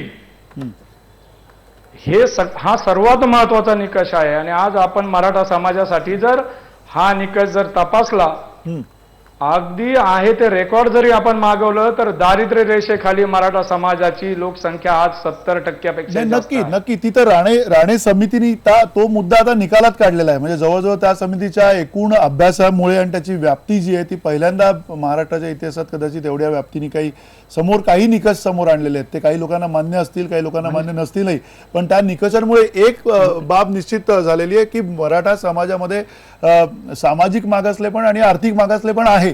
आणि हे ज्या वेळेला शैक्षणिक त्याच्यामुळेच येणार आहे, शैक्षणिक त्याच्यामुळेच येणार आहे निश्चित, त्याच्यात काही दुमत नाहीये, त्याच्यामध्ये काही दुमत नाही. त्यामुळे सावंत सर, तुम्हाला प्रश्न जो विचारायचा आहे तो येणाऱ्या काळातली एकूण कायदेशीर जी लढाई आहे या सगळ्या मार्गामध्ये ती कशी असणार आहे? कारण कुठेतरी केंद्रामध्ये त्याचा विचार प्राधान्याने व्हायला पाहिजे. केंद्राने प्राधान्याने विचार करता करता आपल्याला घटनात्मक काही बदल करून घ्यावे लागतील. 50%च्या वरती जाण्यासाठी जे घटनात्मक बदल अपेक्षित आहेत त्याकडे आपण कसं वळणार आहोत, त्याच्याकडे कसं जाता येईल असं वाटतं तुम्हाला? पहिली गोष्ट अशी आहे की अगदी मंडल आयोगाच्या आय डोंट नो काय होत आहे तिथे, आपण बोला सलगपणे. मंडल आयोगाच्या निकषाप्रमाणे सुद्धा मराठा समाज हा सामाजिक दृष्ट्या मागासलेला आहे असं ठरवता येतं. हे मी पहिल्यांदा निक्षून सांगू शकतो. दुसरी गोष्ट अशी आहे की मराठा समाज हा सामाजिक दृष्ट्या मागासलेला असं ठरवण्यात आला तर शेवटी त्याचा समावेश हा सर्व ओबीसी जातीमध्ये करता येईल आणि करावा लागेल. म्हणजे असं की जे आरक्षण सर्व ओबीसींसाठी ठरवलेलं आहे त्या ओबीसी मध्ये मराठा समाज गेल्यानंतर त्या सर्व आरक्षणाचा फायदा त्या सर्व जमातींना होणार आहे. म्हणजे त्यांची एकमेकांमध्ये स्पर्धा होऊन जो गुणात्मक दृष्टीने अधिक गुणवान ठरेल त्याला ते द्यावं लागणार आहे. हे आपण लक्षात ठेवायला पाहिजे. म्हणजे मराठा समाजाचा ओबीसी मध्ये समावेश होऊ नये मराठ्यांसाठी म्हणून विशिष्ट टक्का आरक्षण असं करता येणार नाही. त्यांचा समावेश ओबीसी मध्ये होईल आणि ओबीसीसाठी म्हणजे आजचं जे आरक्षण आहे ते अगदी वाढवलं उद्या तरी ते सर्व आरक्षण त्या ओबीसी मध्ये सर्व ज्या जमाती समाविष्ट असतील त्या सर्व जमातींना मिळणार आहे त्याचा फायदा. कुठल्याही जातीला ती जात म्हणून अमुक एक टक्का असं ठरवता येत नाही. ते घटनाविरोधी होईल हे लक्षात ठेवायला पाहिजे. पहिली गोष्ट अशी. आणि मी मगा म्हटल्याप्रमाणे खरं पाहता शिक्षणामध्ये शिक्षण क्षेत्रामध्ये आरक्षण ठेवण्याची गरज का यावी. आज गेल्या 67 वर्षामध्ये आम्हाला या देशामध्ये सर्वांना शिक्षण देता येईल इतक्या जागा का निर्माण करता येऊ नये. बरोबर. आणि आर्थिकदृष्ट्या जे दुर्बल आहेत मग ते कुठल्याही जाती जमातीतले असो त्या सर्वांना मोफत शिक्षण KG to PG का देता येऊ नये. आजही देता येईल. पैसा जर अपुरा पडत असेल तर एज्युकेशन सेस बसवा. पैसा उभारा. हा माणसामधली ही गुंतवणूक आहे. आणि माणसामध्ये जेव्हा आम्ही गुंतवणूक करतो तेव्हा चक्रवाढ पटीनं त्याच्यातून आपल्याला फळ मिळत असतो. हे शिक्षणाबद्दल झालं. अगदी शेवटी जर वेळ आली तर मग आर्थिकदृष्ट्या मागासलेला वर्ग म्हणून एक नवा वर्ग आपल्याला निर्माण करावा लागेल. आणि घटना कलम 15(4) मध्ये त्याचे घटना दुरुस्ती करून हा आर्थिकदृष्ट्या दुर्बल असा एक नवा वर्ग तिथे निर्माण करावा लागेल. आणि आर्थिकदृष्ट्या दुर्बल अशा या वर्गासाठी एक निराळी टक्केवारी आरक्षणामध्ये ठेवावी लागेल. पण हेही लक्षात घेतलं पाहिजे की जेव्हा आम्ही आर्थिकदृष्ट्या दुर्बल असा एक नवीन मागासलेला वर्ग निर्माण करतो तेव्हा त्याच्यामध्ये सर्व जाती जमातीतले जे आर्थिकदृष्ट्या दुर्बल आहेत त्यांना वाटा द्यावा लागेल. त्यांचा हक्क तिथे निर्माण होतो. मग पुढारलेल्या समाजामध्येही जे आर्थिकदृष्ट्या दुर्बल आहेत त्यांनाही त्याच्यामध्ये वाटा मिळेल. आणि हे झालं तर मग पुढारलेले जे वर्ग आहे तेच हे आर्थिकदृष्ट्या दुर्बल असलेले जे काही जागा असते त्या घेऊन बसते. फायदा कोणाला होणार आहे हा एक प्रश्न आहे. तेव्हा हे लक्षात. अर्थात तुम्ही जर अशी दुरुस्ती केली की ज्यांना शेड्यूल ट्राईब म्हणून किंवा ओबीसी म्हणून आरक्षण आहे त्यांना या आर्थिकदृष्ट्या दुर्बल असा जो निराळा मागासवर्ग आपण तयार करतो त्याच्यामध्ये वाटा मिळणार नाही तर तो प्रश्न हरवता. परंतु त्यामध्ये पुढारलेल्या सर्व जाती येतील की ज्या पुढारलेल्या जातीमध्ये मागासलेले आर्थिकदृष्ट्या मागासलेले लोकही आहेत. हे आपण लक्षात ठेवायला नक्की. ही पहिली गोष्ट. परंतु मी मगा म्हटल्याप्रमाणे शिक्षण क्षेत्रामध्ये तरी हे आरक्षण ठेवण्याची गरज भासू नये. कारण तितक्या जागा निर्माण केल्या पाहिजेत. सरकारनं आतापर्यंत 67 वर्षात या सर्व शासनाने मग कुठल्याही पक्षाचं असो शासन त्यांनी काय केलं. काही गरज पडते आज 2016 मध्ये याचा विचार करायला पाहिजे आणि त्यांनी जाब द्यायला पाहिजे समाजाला. नक्की. आम्हाला शिक्षण सर्वांना मोफत का देता येऊ नये. देता येईल. एक पहिली गोष्ट. दुसरी गोष्ट सरकारी नोकऱ्यामध्ये 16(4) मध्ये आरक्षण आहे. लक्षात घ्या. फक्त सरकारी नोकऱ्यामध्ये. बरोबर. आता सरकारी नोकऱ्यामध्ये शैक्षणिक आणि सामाजिक दृष्ट्या मागासलेले असा कुठं वर्ग नाही. तिथे असं म्हटलंय कुठलाही बॅकवर्ड क्लास. त्याच्यामुळे आर्थिकदृष्ट्या मागासलेले कुठलाही वर्ग तिथे येऊ शकतो. फक्त अट एवढीच आहे की त्यांचं सरकारी नोकऱ्यातलं जे प्रतिनिधित्व आहे ते अपुरं असलं पाहिजे. तिथं सामाजिक दृष्ट्या मागासलेपणाचा प्रश्न येत नाही. कुठलाही मागासलेला वर्ग त्याच्यामध्ये बरोबर. नोकरी मागू शकेल. फक्त त्या वर्गाचं नोकरीतलं प्रमाण हे कमी असायला पाहिजे. नक्की नक्की. तेव्हा तिथं तर अडचण येत नाही, परंतु अडचण अशी आहे की सरकारी नोकऱ्या किती आहेत आणि त्याच्यामध्ये बरोबर. तुम्ही आर्थिकदृष्ट्या मागासलेले सुद्धा त्याच्यामध्ये मागू शकतात. मग सर्व जाती जमातीतील आर्थिकदृष्ट्या मागासलेले लोक त्यामध्ये येऊ शकतात. एनी बॅकवर्ड क्लासमेन, एनी नाही, हे सगळं काय होऊ शकतं याच्यावरती इकॉनॉमिकली बॅकवर्ड. नक्की आपण जे म्हणताय सर, आपण जे म्हणताय की हे सगळं इकॉनॉमिकली बॅकवर्ड क्लासच्या संदर्भात होऊ शकते, पण त्याबरोबर जो प्रश्न निर्माण होतो, नारायण राणे आपल्याला प्रश्न विचारायचा आहे की येणाऱ्या काळामध्ये या सगळ्या मुद्द्यावरती प्रवीण गायकवाडांनी जो मुद्दा मांडलाय किंवा आता सावंत सरांनी जो मुद्दा मांडलाय, तुम्ही वेगळं आरक्षण त्याच्यामध्ये प्रस्तावित केलं होतं 50% वरती. आता आपण म्हणतोय की ओबीसीचाच जो आरक्षणाचा जो भाग आहे त्याच्यामध्ये मिळावं, पण ते 50% पेक्षा त्याचा हिस्सा जास्त झाला तर आत्ता असलेल्या ओबीसी गटावरती त्याचा भार येणार नाही. हे सगळं जे काही आहे हे सरतेशेवटी कुणाला करायचं? हे सरतेशेवटी केंद्राला करावं लागेल. त्याच्यामध्ये येणाऱ्या काळामध्ये अमेंडमेंट्स करावे लागतील, काही घटना दुरुस्ती कराव्या लागतील. याला काही कालनियोजित किंवा काही एक डेडलाईन ओरिएंटेड असं काही होईल किंवा नाही, तुम्हाला काय वाटतं?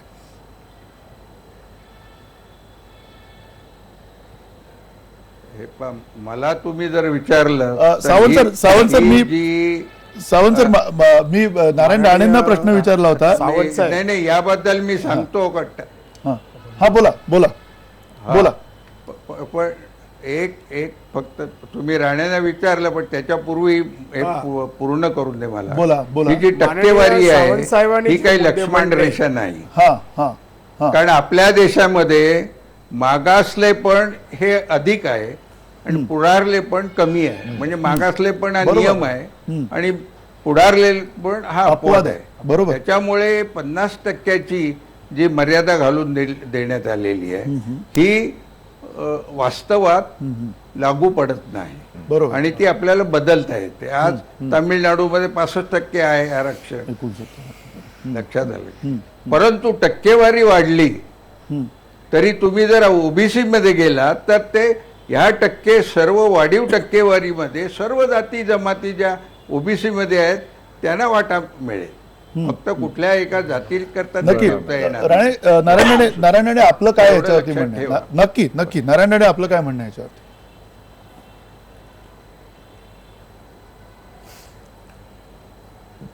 दादांकडे आपण जाऊया पुन्हा, कारण त्यांचा आवाज आता जे मुद्दे मांडले हा बोला. त्यांच्याशी मी पूर्ण सहमत आहे. पण त्यांनी सांगितल्याप्रमाणे मर्यादा आतापर्यंत आरक्षण दिली ती 52% आहे आणि 52%च्या वर द्यायचं असेल तर मी ज्या कलमांचा उच्चार केला 15(4) आणि 16(4) मध्ये राज्यघटनेने जे अधिकार राज्य सरकारला दिलेले आहेत त्यानुसार मागासलेला वर्ग म्हणून, ठराविक जातीचा उल्लेख नाहीये, मागासलेला वर्ग म्हणून तो म्हणून सिद्ध करून त्यांना आरक्षण देण्याचा अधिकार राज्य सरकारला आहे. हा विषय या 2 कलमाच्या अंतरित जर आरक्षण दिलं तर केंद्रापर्यंत जात नाही. तामिळनाडूमध्ये एकूण 70% आरक्षण आहे. त्यांनी 4 धर्तीवर आरक्षण दिलेलं आहे. त्याच धर्तीवर राज्य सरकारने, राणे समितीने जी शिफारस केली की तामिळनाडूला आरक्षण जे दिलं गेलं आहे 69%, त्याच आधारावर त्याच राज्यघटनेच्या कलमानुसार आम्ही दिलेला आहे. आम्ही ते स्पष्ट केलंय अहवालामध्ये, कोणत्याही जातीच्या आरक्षणामध्ये आम्हाला आरक्षण नको आहे. आम्हाला 52%च्या वरती 15(4) आणि 16(4) प्रमाणे राज्य सरकारला शैक्षणिक, सामाजिक आणि आर्थिक बाबतीमध्ये, नोकऱ्यामध्ये आरक्षण मिळावं, हे त्याच धर्तीवर आम्ही 16% आरक्षणाची शिफारस केली. अगदी कायदे तज्ञ सावंत साहेबांचं पण तेव्हा मत घेतलं, अनेक तज्ञांचं मत घेतलं, त्याच्यामध्ये अनेक वकील होते, अनेक माजी न्यायाधीश होते आणि सगळ्यांच्या मते हा सगळ्यांचं मत घेऊन मार्गदर्शन घेऊन हा अहवाल बनलेला आहे. हा एका दिवसात झालेला नाही. मंडळ आयोग आणि त्याचा अहवाल किंवा मंडळ आयोगाचे सदस्य मराठा आरक्षण द्या मराठ्यांना हे कधीच म्हणणार नाही. मागासवर्गीय आयोग केंद्र सरकारचा तेही कधी शिफारस करणार नाही.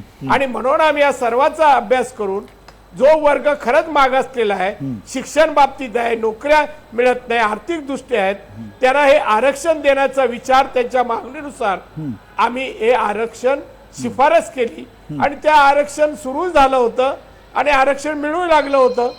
आता हे सरकारची मानसिकताच नसेल. आज मुख्यमंत्री पत्रकार परिषदेमध्ये मर्यादा वाढवायचा विषय आज आणायची काय गरज आहे? याचाच अर्थ त्यांना मराठा आरक्षण हा विषय घेऊन तो निकाली काढण्यामध्ये रस नाहीये.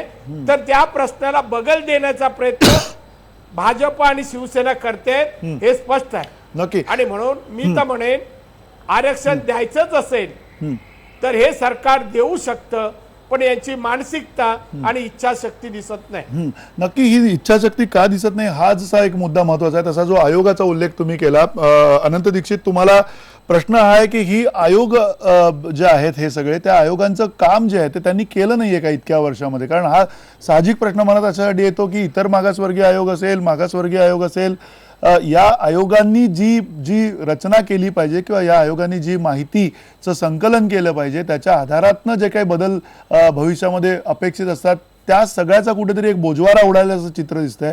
या आयोगांचं काय काम चाललंय किंवा या आयोगांकडनं काय अपेक्षा येणाऱ्या काळात आपण करू शकतो असं तुम्हाला वाटतं? नाही, असं आहे की त्या आयोगांनी त्या काळाच्या मर्यादा लक्षात घेऊन आणि दीर्घकालीन दृष्टिकोन ठेवून काही एक निश्चितपणानं महत्वाचं काम केलेलं आहे.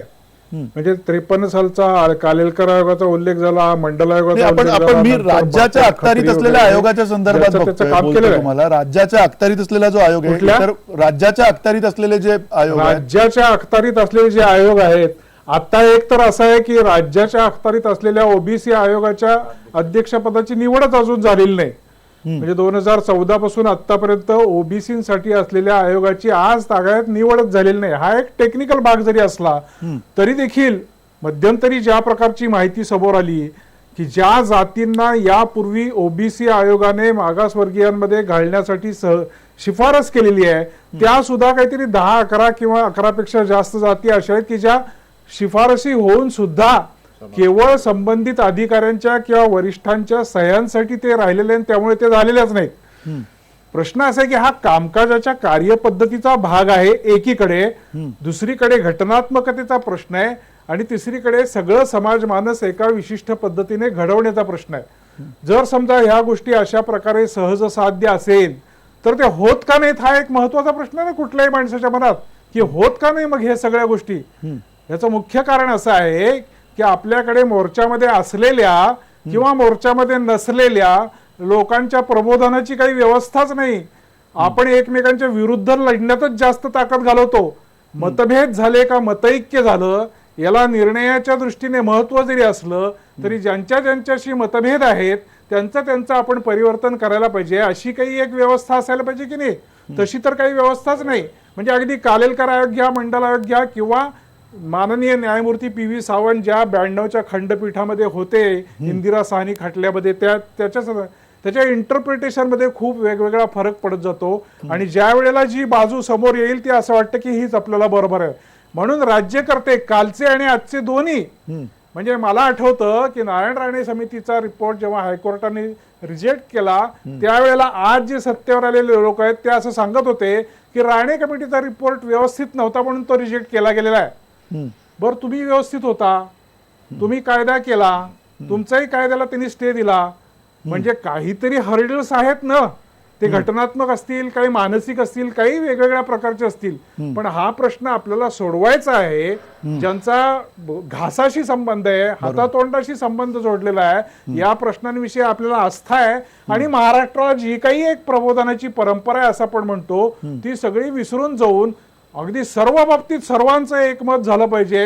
असल्या युटोपियामध्ये वावरण्यापेक्षा सुद्धा प्रत्यक्ष ABCD सरकारची याच्यात अर्थातच जास्त जबाबदारी आहे. कुठल्याही पक्षाचं सरकार असो, सरकारची जास्त जबाबदारी आहे, पण ते त्या पार पाडताना दिसत नाही. त्याचा परिणाम असा होतो की नाशिकला तुम्हाला इंटरनेटवरती बंदी घालायला लागते. बरोबर.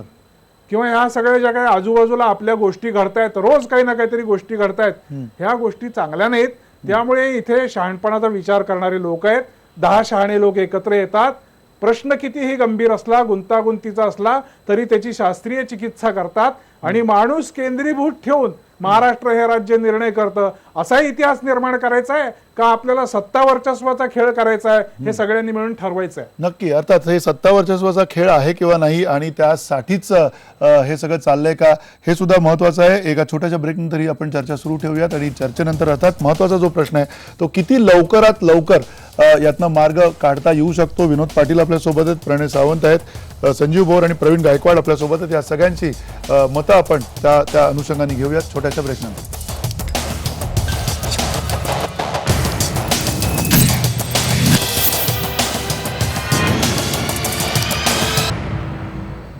पुन्हा एकदा स्वागत. आपण मराठा आरक्षणाच्या संदर्भामध्ये मॅरेथॉन चर्चा करतोय. अगदी शेवटच्या या भागामध्ये थोडक्यात आपल्या सगळ्या मान्यवरांचं काय मत आहे जाता जाता तेही आपण त्यांना विचारणार आहोत आणि अर्थातच मार्ग येणाऱ्या काळात किती लवकर निघेल हे सुद्धा आपल्याला सगळ्यांना त्याची एक जाणीव व्हायला काही हरकत नाही आहे. कारण ज्यात सहभागी झालेली आहेत क्रांती मोर्चामध्ये जी मुलं आहेत, जे तरुण आहेत, त्यांच्या अपेक्षा सुद्धा तितक्याच उंचावलेल्या आहेत. त्या अपेक्षा किती लवकर त्यांना याच्यामध्ये काहीतरी एक मार्ग सापडतोय का त्याची आशा निर्माण होते, हेही आपण बघितलं पाहिजे. तत्पूर्वी पुन्हा महेश, जो सावंत सरांनी मांडलेला मुद्दा होता की आत्ताचा जो एक यश आहे क्रांती मोर्चाचा, त्याच्यामध्ये सर्वाधिक तरुण तरुणी आणि महिला यांचा जो सहभाग आहे, त्यामुळे त्याला मिळालेलं एक यश आहे आणि ते यश नाकारून चालणार नाहीये.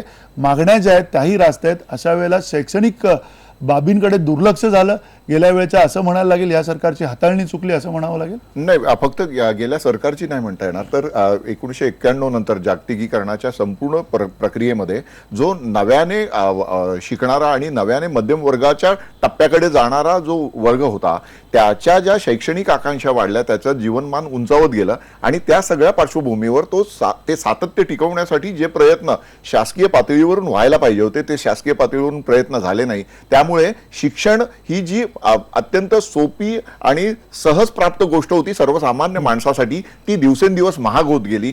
आरोग्य विषयक सुविधा ही सर्वसामान्य माणसासाठी सहज सोपी गोष्ट होती, ती दिवसेंदिवस महाग होत गेली आणि त्यामुळे हे जे सर्वसामान्य माणसाचं जगणं होतं ते दुरापास्त होत जाताना दिसलं. आज मराठा समाजातील महिला ह्या कधीच कुठल्या जास्त मोर्चांमध्ये आपल्याला सहभागी झालेल्या दिसत नव्हत्या, कुठल्या आंदोलनात येत नव्हत्या, परंतु आज त्या रस्त्यावर येताना आपल्याला दिसत आहेत. यावरून आपल्याला दिसतं की कुठेतरी कडेलोट झालेला आहे या सगळ्या प्रकारचा. त्यामुळे सहकुटुंब लोक मराठा क्रांती मोर्चामध्ये यायला लागलेले आहेत. तर हा जो बदल आहे, हा बदल सर्वसामान्य माणसाचं जगणं कठीण झालेलं आहे, त्यामुळे हा बदल झालेला आहे, हे समजून घेतलं पाहिजे. मराठा मोर्चांचं भांडवल करणाऱ्यांनी पण हे समजून घेतलं पाहिजे आणि मराठा मोर्चाला विरोध करणाऱ्या लोकांनी सुद्धा हे समजून घेतलं पाहिजे की जेव्हा लोकांना सहज सुविधा उपलब्ध होत नाही तेव्हा लोक रस्त्यावर येतात. त्यामुळे आता शिक्षण हा जो सगळ्यात महत्वाचा मुद्दा आहे. आपण सगळेजण जाणतो की महात्मा फुलेंपासून तर डॉक्टर बाबासाहेब आंबेडकरांपर्यंत सगळ्यांनी शिक्षणाचा पुरस्कार केला. आज न्यायमूर्ती PB सावंत सरांनी जो मुद्दा मांडला की शिक्षणामध्ये आरक्षण नको, ते सगळ्यांना सहज सुलभ झालं पाहिजे. मला आठवतात महात्मा फुले ज्यांनी 1870-75च्या दरम्यान हाच मुद्दा मांडला होता की सगळ्यांना प्राथमिक शिक्षण, माध्यमिक शिक्षण हे सहज सुलभ झालं पाहिजे. आज जर KG to PG शिक्षण जर सगळ्या लोकांसाठी सुलभ झालं असतं तर हा रस्त्यावर येणारा लोंढा आला नसता. त्यांना ते अशक्य झालेलं आहे. त्यामुळे महात्मा फुल्यांनंतर छत्रपती शाहू महाराजांनी शिक्षणाचे दरवाजे सगळ्या लोकांना खुले केले, सगळ्या जातींना खुले केले, आरक्षणाचं सगळ्या जातींना जे लाभ पाहिजे ते दिले. त्यामुळे सर्वसामान्य माणसांच्या विकासाला फायदा आला आणि डॉक्टर बाबासाहेब आंबेडकरांनी शिक्षण म्हणजे वाघिणीचं दूध असं म्हटलेलं होतं. म्हणजे शिका, संघटित व्हा आणि संघर्ष करा, हा जो त्यांनी मोलाचा सल्ला दिला होता, त्या शिक्षण हे पहिल्या टप्प्यावर आहे, आपण लक्षात घेतलं पाहिजे. संघर्ष नंतर आहे, संघटित होणं नंतर आहे. तर हे शिकणं जे आहे, हे शिकणं आज महाराष्ट्रातला हा जो तळातला वर्ग आहे त्याला अधिक चांगल्या पद्धतीने देण्याची गरज आहे. आणि ते जर दिलं म्हणजे ते कशा पद्धतीने दिलं पाहिजे. ज्ञानेश्वर महाराज एका ठिकाणी म्हणतात की दीपकलिका जरी धाकुटी तरी बहु तेजा ते प्रगटी, तैसी सद्बुद्धी धाकुटी म्हणू नये. म्हणजे बुद्धी जी आहे ही बुद्धी इतकी मोठी असते की ती बहु तेजाने प्रगटू शकतं. महाराष्ट्रावर जे आता काळ्या ढगाचं सावट आलेलं आहे वेगवेगळ्या प्रकारच्या जातीय वैमनस्याचं, ते जर संपवायचं असेल तर घराघरामध्ये हे शिक्षणाचा ज्ञानदिवा पुन्हा नव्याने तेजाने तळपण्याची गरज आहे. नक्की. अर्थात. आणि प्रणय सावंत, पुन्हा मुद्दा जो येतो तो जो प्रवीण गायकवाडांनी मांडला होता मगाशी, कुणबी मराठा, मराठा कुणबी, हे जे एक प्रकारे द्वैत तयार झालेलं आहे, हे खरं एका अद्वैतामध्ये येण्याची शक्यता तुम्हाला वाटते का? याच्यामध्ये एकसंघ म्हणून समाज बघितला जाऊ शकतोय का? त्याच्यामध्ये श्रीमंत मराठा आहे आणि बहुसंख्य जो गरीब मराठा आहे, या सगळ्याचं येणाऱ्या काळामध्ये या आरक्षणाच्या दृष्टिकोनातून ची वाटचाल कशी असेल? आता मी माजी न्यायमूर्ती सावंत सरांनी जो मुद्दा मांडलेला आहे, शिक्षणाचं त्यांनी जे सांगितलं, सर्व जातीच्या बाहेर जाऊन ते शिक्षणाचं तुम्ही तिथे आरक्षण नसावं, याचं मी खरोखर स्वागत करतो. आणि सर्व समाजातर्फे मी त्यांचे आभार मानतो की असा हिरा मराठा समाजात आहे, हे सर्वात महत्वाचं. कारण त्यांची जी धडपड चालली समाजासाठी काहीतरी करायचं, आणि एक चांगला मुद्दा त्यांनी आणलेला आहे. कारण आजच्या या मोर्चात, मराठा क्रांती मोर्चात आपण जर का बघितलं तर प्रामुख्याने विद्यार्थी वर्ग दिसतोय. कारण ही जी आतापर्यंतचा जो अन्याय झालेला आहे, तो हा अन्याय आक्रोश करून त्याचा काही फायदा झाला नाही, म्हणून आता मूक झालेला आहे. आणि मूक होऊन निषेध नोंदवत आहेत की आम्हाला शिक्षणात तुम्ही फक्त आरक्षण द्या, नोकरीचं नंतर बघू, पहिलं शिक्षणात तरी आरक्षण द्या, आम्हाला शिक्षणासाठी दालनं उघडा. आमचे धनदांडगे शिक्षण सम्राट यांनी आमच्यासाठी काही केलं नाही आतापर्यंत. जो आमचा विद्यार्थी आहे विदाउट डोनेशन उच्च शिक्षण घेऊ शकत नाहीये. कारण कुठलाही मराठा शैक्षणिक शिक्षण सम्राट असेल किंवा इतर शिक्षणाचा सम्राट असेल, त्यांनी आतापर्यंत कधीही कुठल्याही विद्यार्थ्याला सांगितलं नाही की बाबा तू ये माझ्या महाविद्यालयात किंवा युनिव्हर्सिटीमध्ये ये आणि चांगल्या प्रकारचं उच्च शिक्षण घे विदाउट डोनेशन. कारण हे अनुभव आहेत आमचे, आणि आता हे आमच्या मुलांच्या बाबतीत घडणार आहेत. त्यामुळे ही मुलं आमची सगळी रस्त्यावर उतरलेली आहेत, तरुण विद्यार्थी उतरत आहेत की आम्हाला उच्च शिक्षणापासून वंचित नका ठेवू. त्यात आमचा दोष नाहीये, आम्ही राजघराण्यातले होतो, पण आता एकदम कयास गेलेलो आहोत, रसात तयास गेलेलो आहोत. आता आमची ही भूमिका आम्ही मांडतोय की आम्हाला आता शिक्षणासाठी दालनं उघडा, शिक्षणासाठी दालनं उघडा. कारण शेतीसाठी आमच्याकडे आता काही राहिलेलं नाहीये, त्यामुळे ही दालनं उघडा आणि आम्हाला शिक्षण मिळू दे, उच्च शिक्षण मिळू दे, आणि त्यांनी आम्हाला नोकऱ्या उपलब्ध होऊ दे. आणि त्यामुळे मी तर असं म्हणेन की सावंत सरांनी जो मुद्दा मांडला त्याच्यावरती ह्या राज्य सरकारने सखोल विचार करावा. आणि जसं सन्माननीय त्यावेळेच्या पंतप्रधान स्वर्गीय इंदिरा गांधीजींनी जे राष्ट्रीयकरण बँकांचं केलं होतं, त्याचप्रमाणे शैक्षणिक संस्थांचं सुद्धा राष्ट्रीयकरण करावं. आणि सावंत सरांनी म्हटल्याप्रमाणे KG to PG हे मोफत करावं. ठीक आहे. पण कुणबी आणि मराठा या प्रश्नाचं माझं उत्तर द्या तुम्ही. या प्रश्नाचं मला अपेक्षित होतच, कारण मी स्वतः कोकणातला असल्यामुळे कुणबी आणि मराठा हे विषय फार वेगवेगळे आहेत. पण याची जी काय मांडणी असेल ती आम्ही सर्व समाज बांधव एकत्र बसून त्याच्यावरती सखोलपणे विचार करू. कारण आता हल्ली आम्ही आता स्वतंत्र होत चाललेलो आहोत, आम्ही आमचे विचार बदलत चाललेलो आहोत. आम्ही एकत्रितपणे तुम्ही म्हणताय त्याप्रमाणे सर्व व्यवहार करण्याच्या मार्गावर लागलेलो आहोत. कुठले? पण त्याला थोडासा वेळ लागेल. ठीक आहे, त्याला थोडासा वेळ लागेल तुम्ही सांगताय. समाज बांधव एकत्र उद्या उठून समाज म्हणून एकसंघ होण्यासाठी रोटीबोटी व्यवहार आवश्यक असतात, बाकी इतर व्यवहार त्याच्यामध्ये अपेक्षित असतात, सामाजिक व्यवहार त्याच्यामध्ये असतात. हे सगळं एकत्र करण्याकडे कल वाढेल अशी अपेक्षा आपण त्या निमित्ताने नक्की ठेवायला काही हरकत नाहीये. पण तत्पूर्वी पुन्हा एकदा विनोद पाटील, जी कायदेशीर लढाई आहे, कायदेशीर मार्गानेच पुढे जावं लागणार आहे, एवढं तुमच्यासारख्या आता तरुणांना या सगळ्या कालावधीमध्ये कळून चुकलंय, त्यामुळेच तुम्ही सातत्यानं या कोर्टाकडे जाताय. तर या कोर्टाकडनं होणारी ही जी सगळी प्रक्रिया आहे, सरकारी मार्गानं आणि कायदेशीर मार्गाने ही प्रक्रिया लवकरात लवकर संपेल असं तुम्हाला वाटतंय का? हे बघा, सर्वप्रथम आपण लक्षात घेतलं पाहिजे की आज न्यायप्रविष्ट प्रकरण झालेलं आहे. आणि मराठा समाजाच्या तरुणांनी राजकारणामध्ये आरक्षण मागितलेलं नाही. आम्ही असं कधीच म्हणलो नाही 145 आमदार निवडून आले आणि मुख्यमंत्री मराठा करा, अर्धे कॅबिनेट मराठा करा, असं आमची मागणी नाही. आम्ही शैक्षणिक आणि नोकऱ्यामध्ये आरक्षण मागितलंय. आता इथे जी काही चर्चा चालली की याच्यातून घेतलं पाहिजे की त्याच्यातून घेतलं पाहिजे, आज मला तरी वाटतं ती आज वेळ आलेली नाही. आज मुद्दा असा आहे की ज्या निकषावर आम्हाला आरक्षण मिळालं ते न्यायालयामध्ये कसं टिकवायचं. त्यामध्ये प्रामुख्याने 3 गोष्टी न्यायालयामध्ये आज ज्या स्थगिती मिळाली त्याच्यामध्ये आहे की आपण मागासलेले आहोत का, हा 50% जो काही मुद्दा आहे, आणि हे जे काही तिथे फिगर्स देण्यात आले होते नारायण राणे समितीकडनं हे योग्य आहेत का, याच्यासाठी कशा पद्धतीने कायद्यामध्ये असलेल्या तरतुदी, कायद्याचे बाजू ह्या राज्य सरकारने मांडले पाहिजे. आपण एक लक्षात घ्या साहेब की जोपर्यंत राज्य सरकार कायद्याची बाजू कोर्टामध्ये मांडणार आहे तोपर्यंत केस पुढेच चालणार नाही.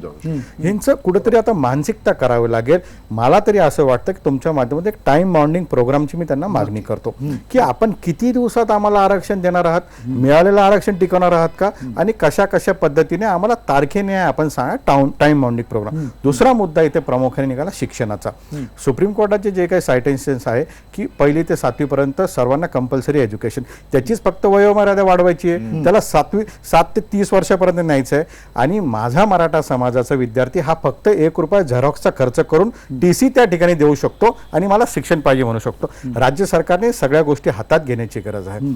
फार मोठेपणा त्यांना दाखवावा लागेल. मेरिट्स प्रमाणे जर आम्हाला ॲडमिशन मिळाले, आणि मी तर असं सांगतो की फक्त 10च वर्ष आम्हाला ही सवलत द्या, आमचा मराठा समाजाचा विद्यार्थी हा मालक होणार आहे. आम्हाला मालक व्हायचंय. तुम्ही एक लक्षात घ्या, आज फार दारिद्र्यामध्ये आम्ही जगतो. आम्हाला मालक होण्यासाठी एक संधी 10 वर्षाची जर शिक्षणाची मिळाली तर निश्चित पुन्हा आम्ही उद्योगधंदे देऊ, आम्ही इतरांना न्याय देऊ, इतरांच्या हाताला काम देऊ, अशी धमक मराठा समाजाच्या विद्यार्थ्यांमध्ये आहे. मूळ मुद्दा असा आहे की शिक्षण देण्यासाठी फार काही करायची गरज नाही. आज राज्य सरकारचं बजेट फक्त 6% शिक्षणाचं आहे. ते जर तुम्ही 14% जर केलं काहीच गरज पडणार नाही. इतर तुमच्या जाहिरातीवरचा खर्च जर तुम्ही कमी केला, ये कर देंगे वो कर देंगे, बजेट आपण सरतेशेवटी नारायण राणे यांना विचारूया, कारण ते त्यांना त्याचा अनुभव सुद्धा आहे त्या सगळ्या संदर्भामध्ये. हे खरंच शक्य आहे का, 6% शिक्षणाचं बजेट वाढेल का, हा सुद्धा त्यांना प्रश्न थोड्या वेळाने विचारू. पण तत्पूर्वी संजीव भोर, तुम्हाला वाटतंय का की विशिष्ट कालमर्यादेत येणाऱ्या काळामध्ये सरकार काही करेल, की येणाऱ्या काळात असाच संघर्ष आपल्याला बघायला मिळेल? पण हे सगळं होत असताना कुठेतरी जातीय संघर्ष जो आहे महाराष्ट्रातला तो कमी होईल, याची शाश्वती आपण देऊ शकता का? खरं तर सरकारच्या हातात खूप काही आहे. सरकार निर्णय घेऊ शकतं.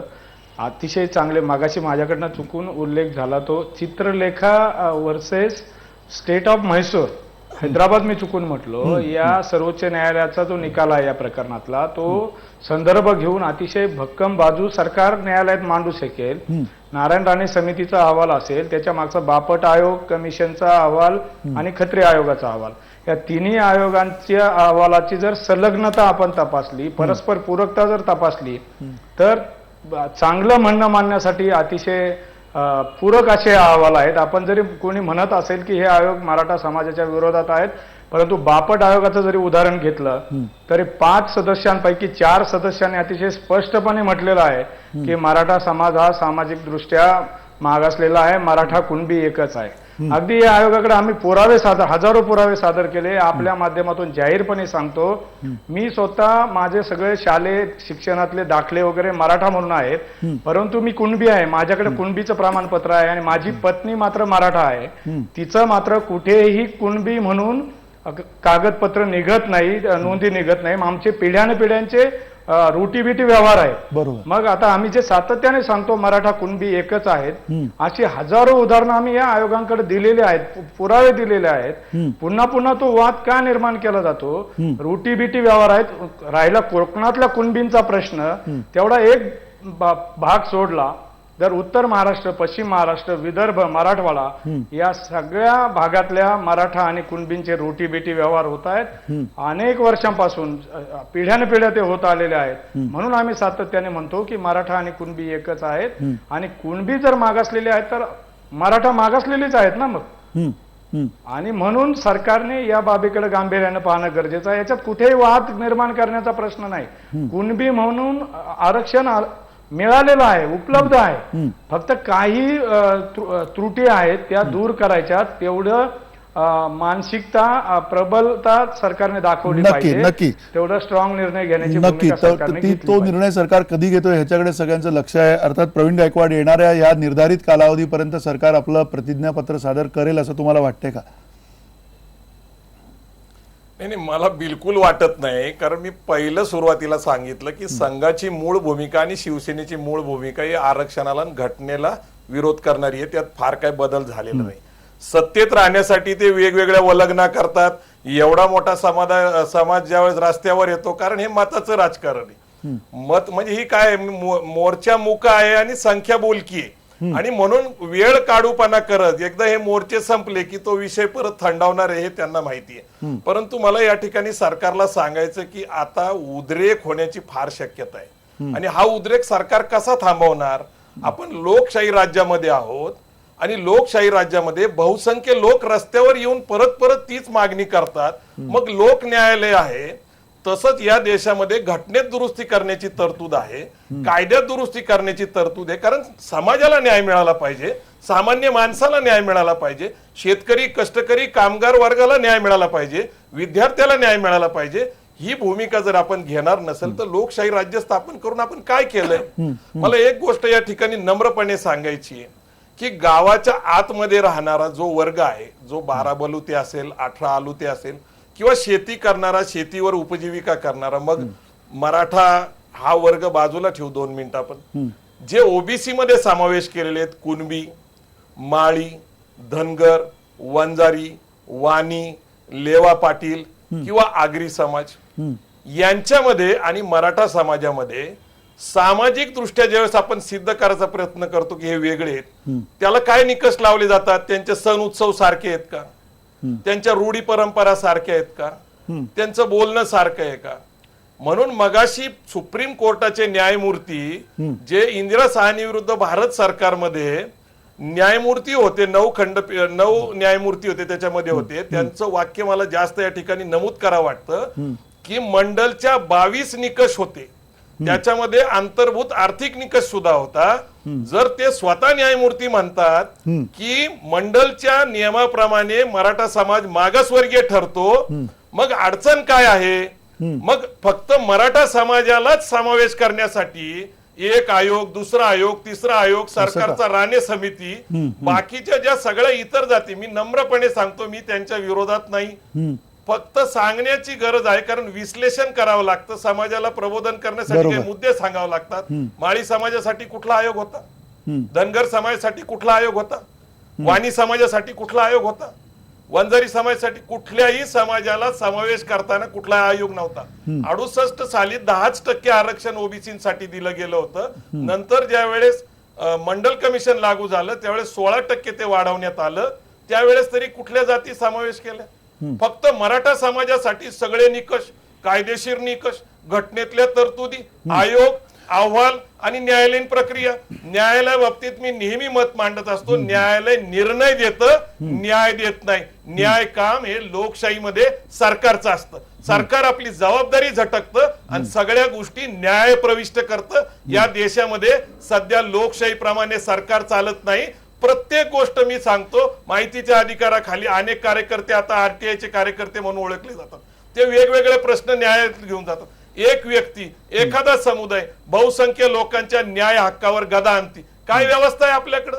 म्हणून आपण लक्षात घेतलं पाहिजे की अनेक गोष्टी, अनेक प्रकारच्या चर्चा होऊ शकतात. म्हणून न्यायमूर्ती सावंतांचा एक महत्वाचा मुद्दा आहे की शिक्षण सक्तीचं दर्जेदार आणि मोफत मिळालं पाहिजे.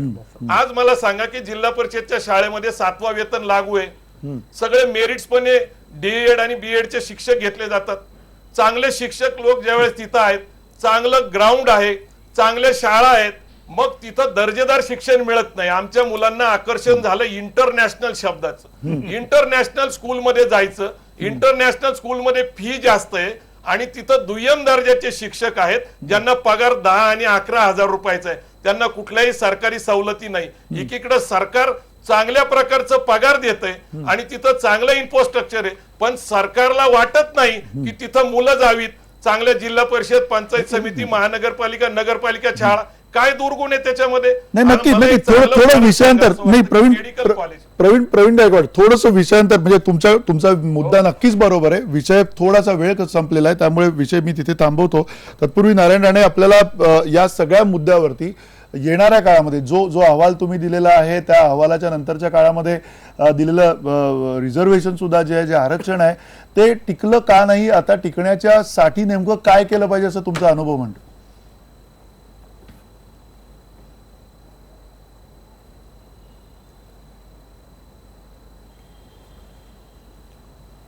हा अहवाल किंवा अहवालामध्ये जी शिफारस आहे मराठ्यांना 16% आरक्षण द्यावी, हे आरक्षण टिकण्यासाठी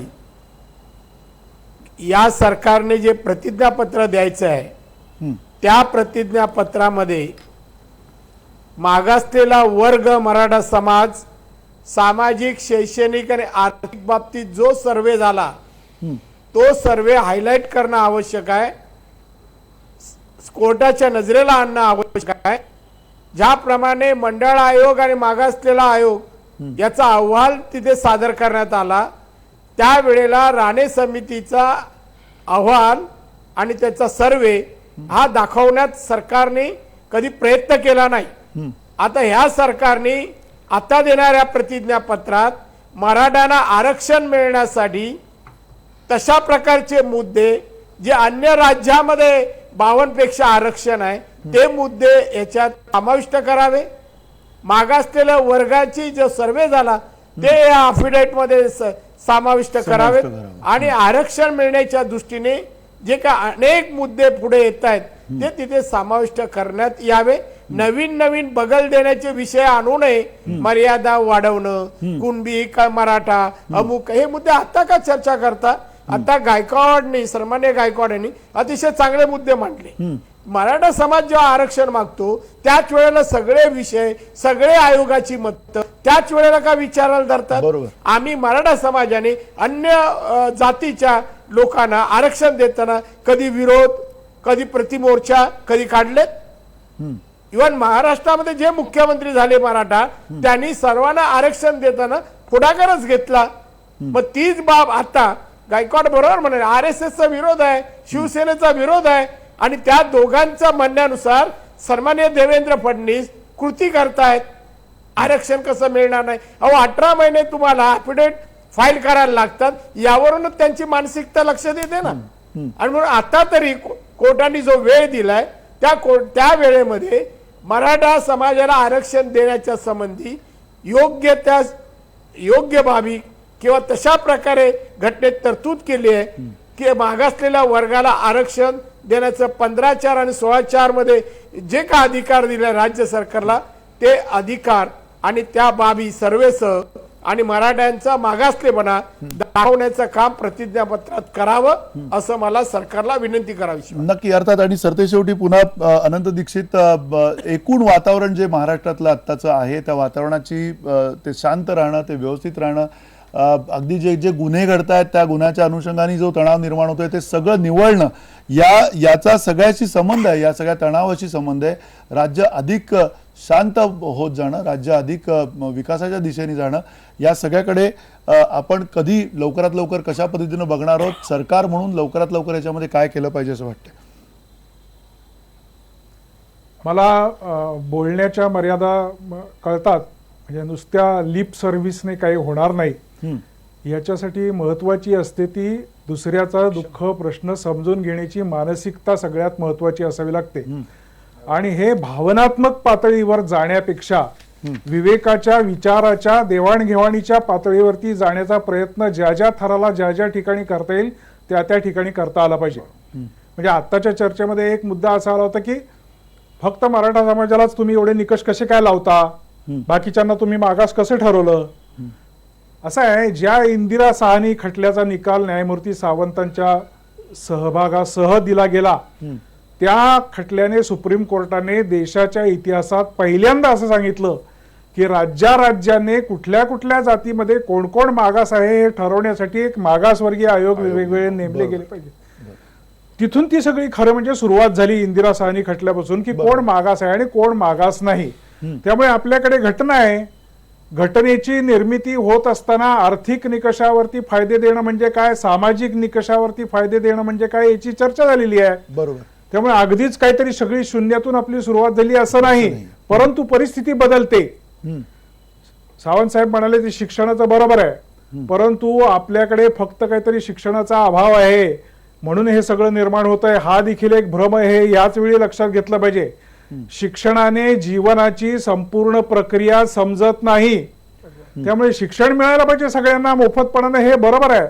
परंतु त्याचबरोबर माहिती तंत्रज्ञानाचा जो प्रचंड महापूर येतो आहे, बरोबर, लोकांना सगळीकडे आदर्श हवा असतो, मोठा कोणीतरी नेता हवा असतो, विचारवंत हवा असतो, चित्रकार हवा असतो, पत्रकार हवा असतो, कवी हवा असतो, आणि हे जेव्हा मिळत नाही तेव्हा तो कोणामध्ये तरी त्याला पाहतो, आणि मग त्याच्या हातात जी माहिती येते, तुमचं 5 रुपयाचं 4 रुपयाचं काहीतरी विकत घेऊन वाचण्यापेक्षा मला समोर जर टीव्हीवरती दिसतंय, मला जर सोशल मीडियामध्ये असा मेसेज आलेला आहे, तर याच्यामुळे 20 ते 30 या वयोगटामध्ये 30-35 वर्षापूर्वी अशी परिस्थिती होती की जे 20 ते 30 या वयोगटात होतंय त्यांना असं वाटायचं काहीतरी घडलं पाहिजे, काहीतरी घडवलं पाहिजे, घडतही काही नव्हतं, घडवतही काही नव्हतं, तरी त्यांच्या प्रबोधनाची व्यवस्था होती. आज ज्यांना असं वाटतंय की हे घडलं पाहिजे परंतु होत नाहीये, त्याच्यात एवढे अडसर आहेत म्हणल्यानंतर मग त्याच्या शिक्षणाची काहीच व्यवस्था नाहीये. सगळे विनोबा भावे असं म्हणायचे की सगळे प्रश्न जर शक्तीने सुटत असतील तर कुठल्याही राष्ट्रीय प्रश्नावर 2 मल्लांची कुस्ती लावा, असं ते म्हणायचे. तेव्हा आपल्याला हा प्रश्न संवेदनशीलतेने, गरीब माणूस ज्याचं दुखणं आहे त्याच्या वेदनेला कुठल्याही प्रकारे न हिणवता समजून घेतलं पाहिजे. त्याचबरोबर कठोर समीक्षा ऐकून नवा मार्ग काढण्याची तयारी ठेवली पाहिजे. राज्य सरकारने याच्यामध्ये इमाने इतबारे वेळा ठरवून, बरोबर, कारण तुम्ही घोषणा करता की आमचं प्रतिज्ञापत्र तयार आहे आणि भरणारच आहोत वगैरे, या सगळ्या गोष्टी केलेल्या आहेत, परंतु प्रत्यक्षात ते झालेलं नाही. मी हेही मान्य करतो की काही गोष्टी त्याच्यामध्ये तांत्रिक असतील, त्या तांत्रिकतेच्या आहारी न जाता 2019च्या निवडणुकीला उपयोगी पडणारा विषय म्हणून याच्याकडे न पाहता महाराष्ट्रातल्या एका मोठ्या समाजाची जखम आहे आणि ती तू सहन कर असं तरी सांगा किंवा दुरुस्त कर असं तरी सांगा. बरोबर, नक्की. अर्थात लवकरात लवकर या संदर्भात सरकारने निर्णय जो आहे तो घ्यायला पाहिजे. येणाऱ्या जी काही विहित कालावधी आहे त्याच्यामध्ये प्रतिज्ञापत्र लवकरात लवकर दिलं पाहिजे. 18 महिने प्रतिज्ञापत्र न देणं हा पुरेसा चालढकल केल्याचा पुरावा आता पब्लिककडे गेलाय, जनतेकडे गेलेला आहे, हे सरकारने सुद्धा लक्षात ठेवलं पाहिजे. तुर्तास इथेच थांबतो. धन्यवाद, नमस्कार.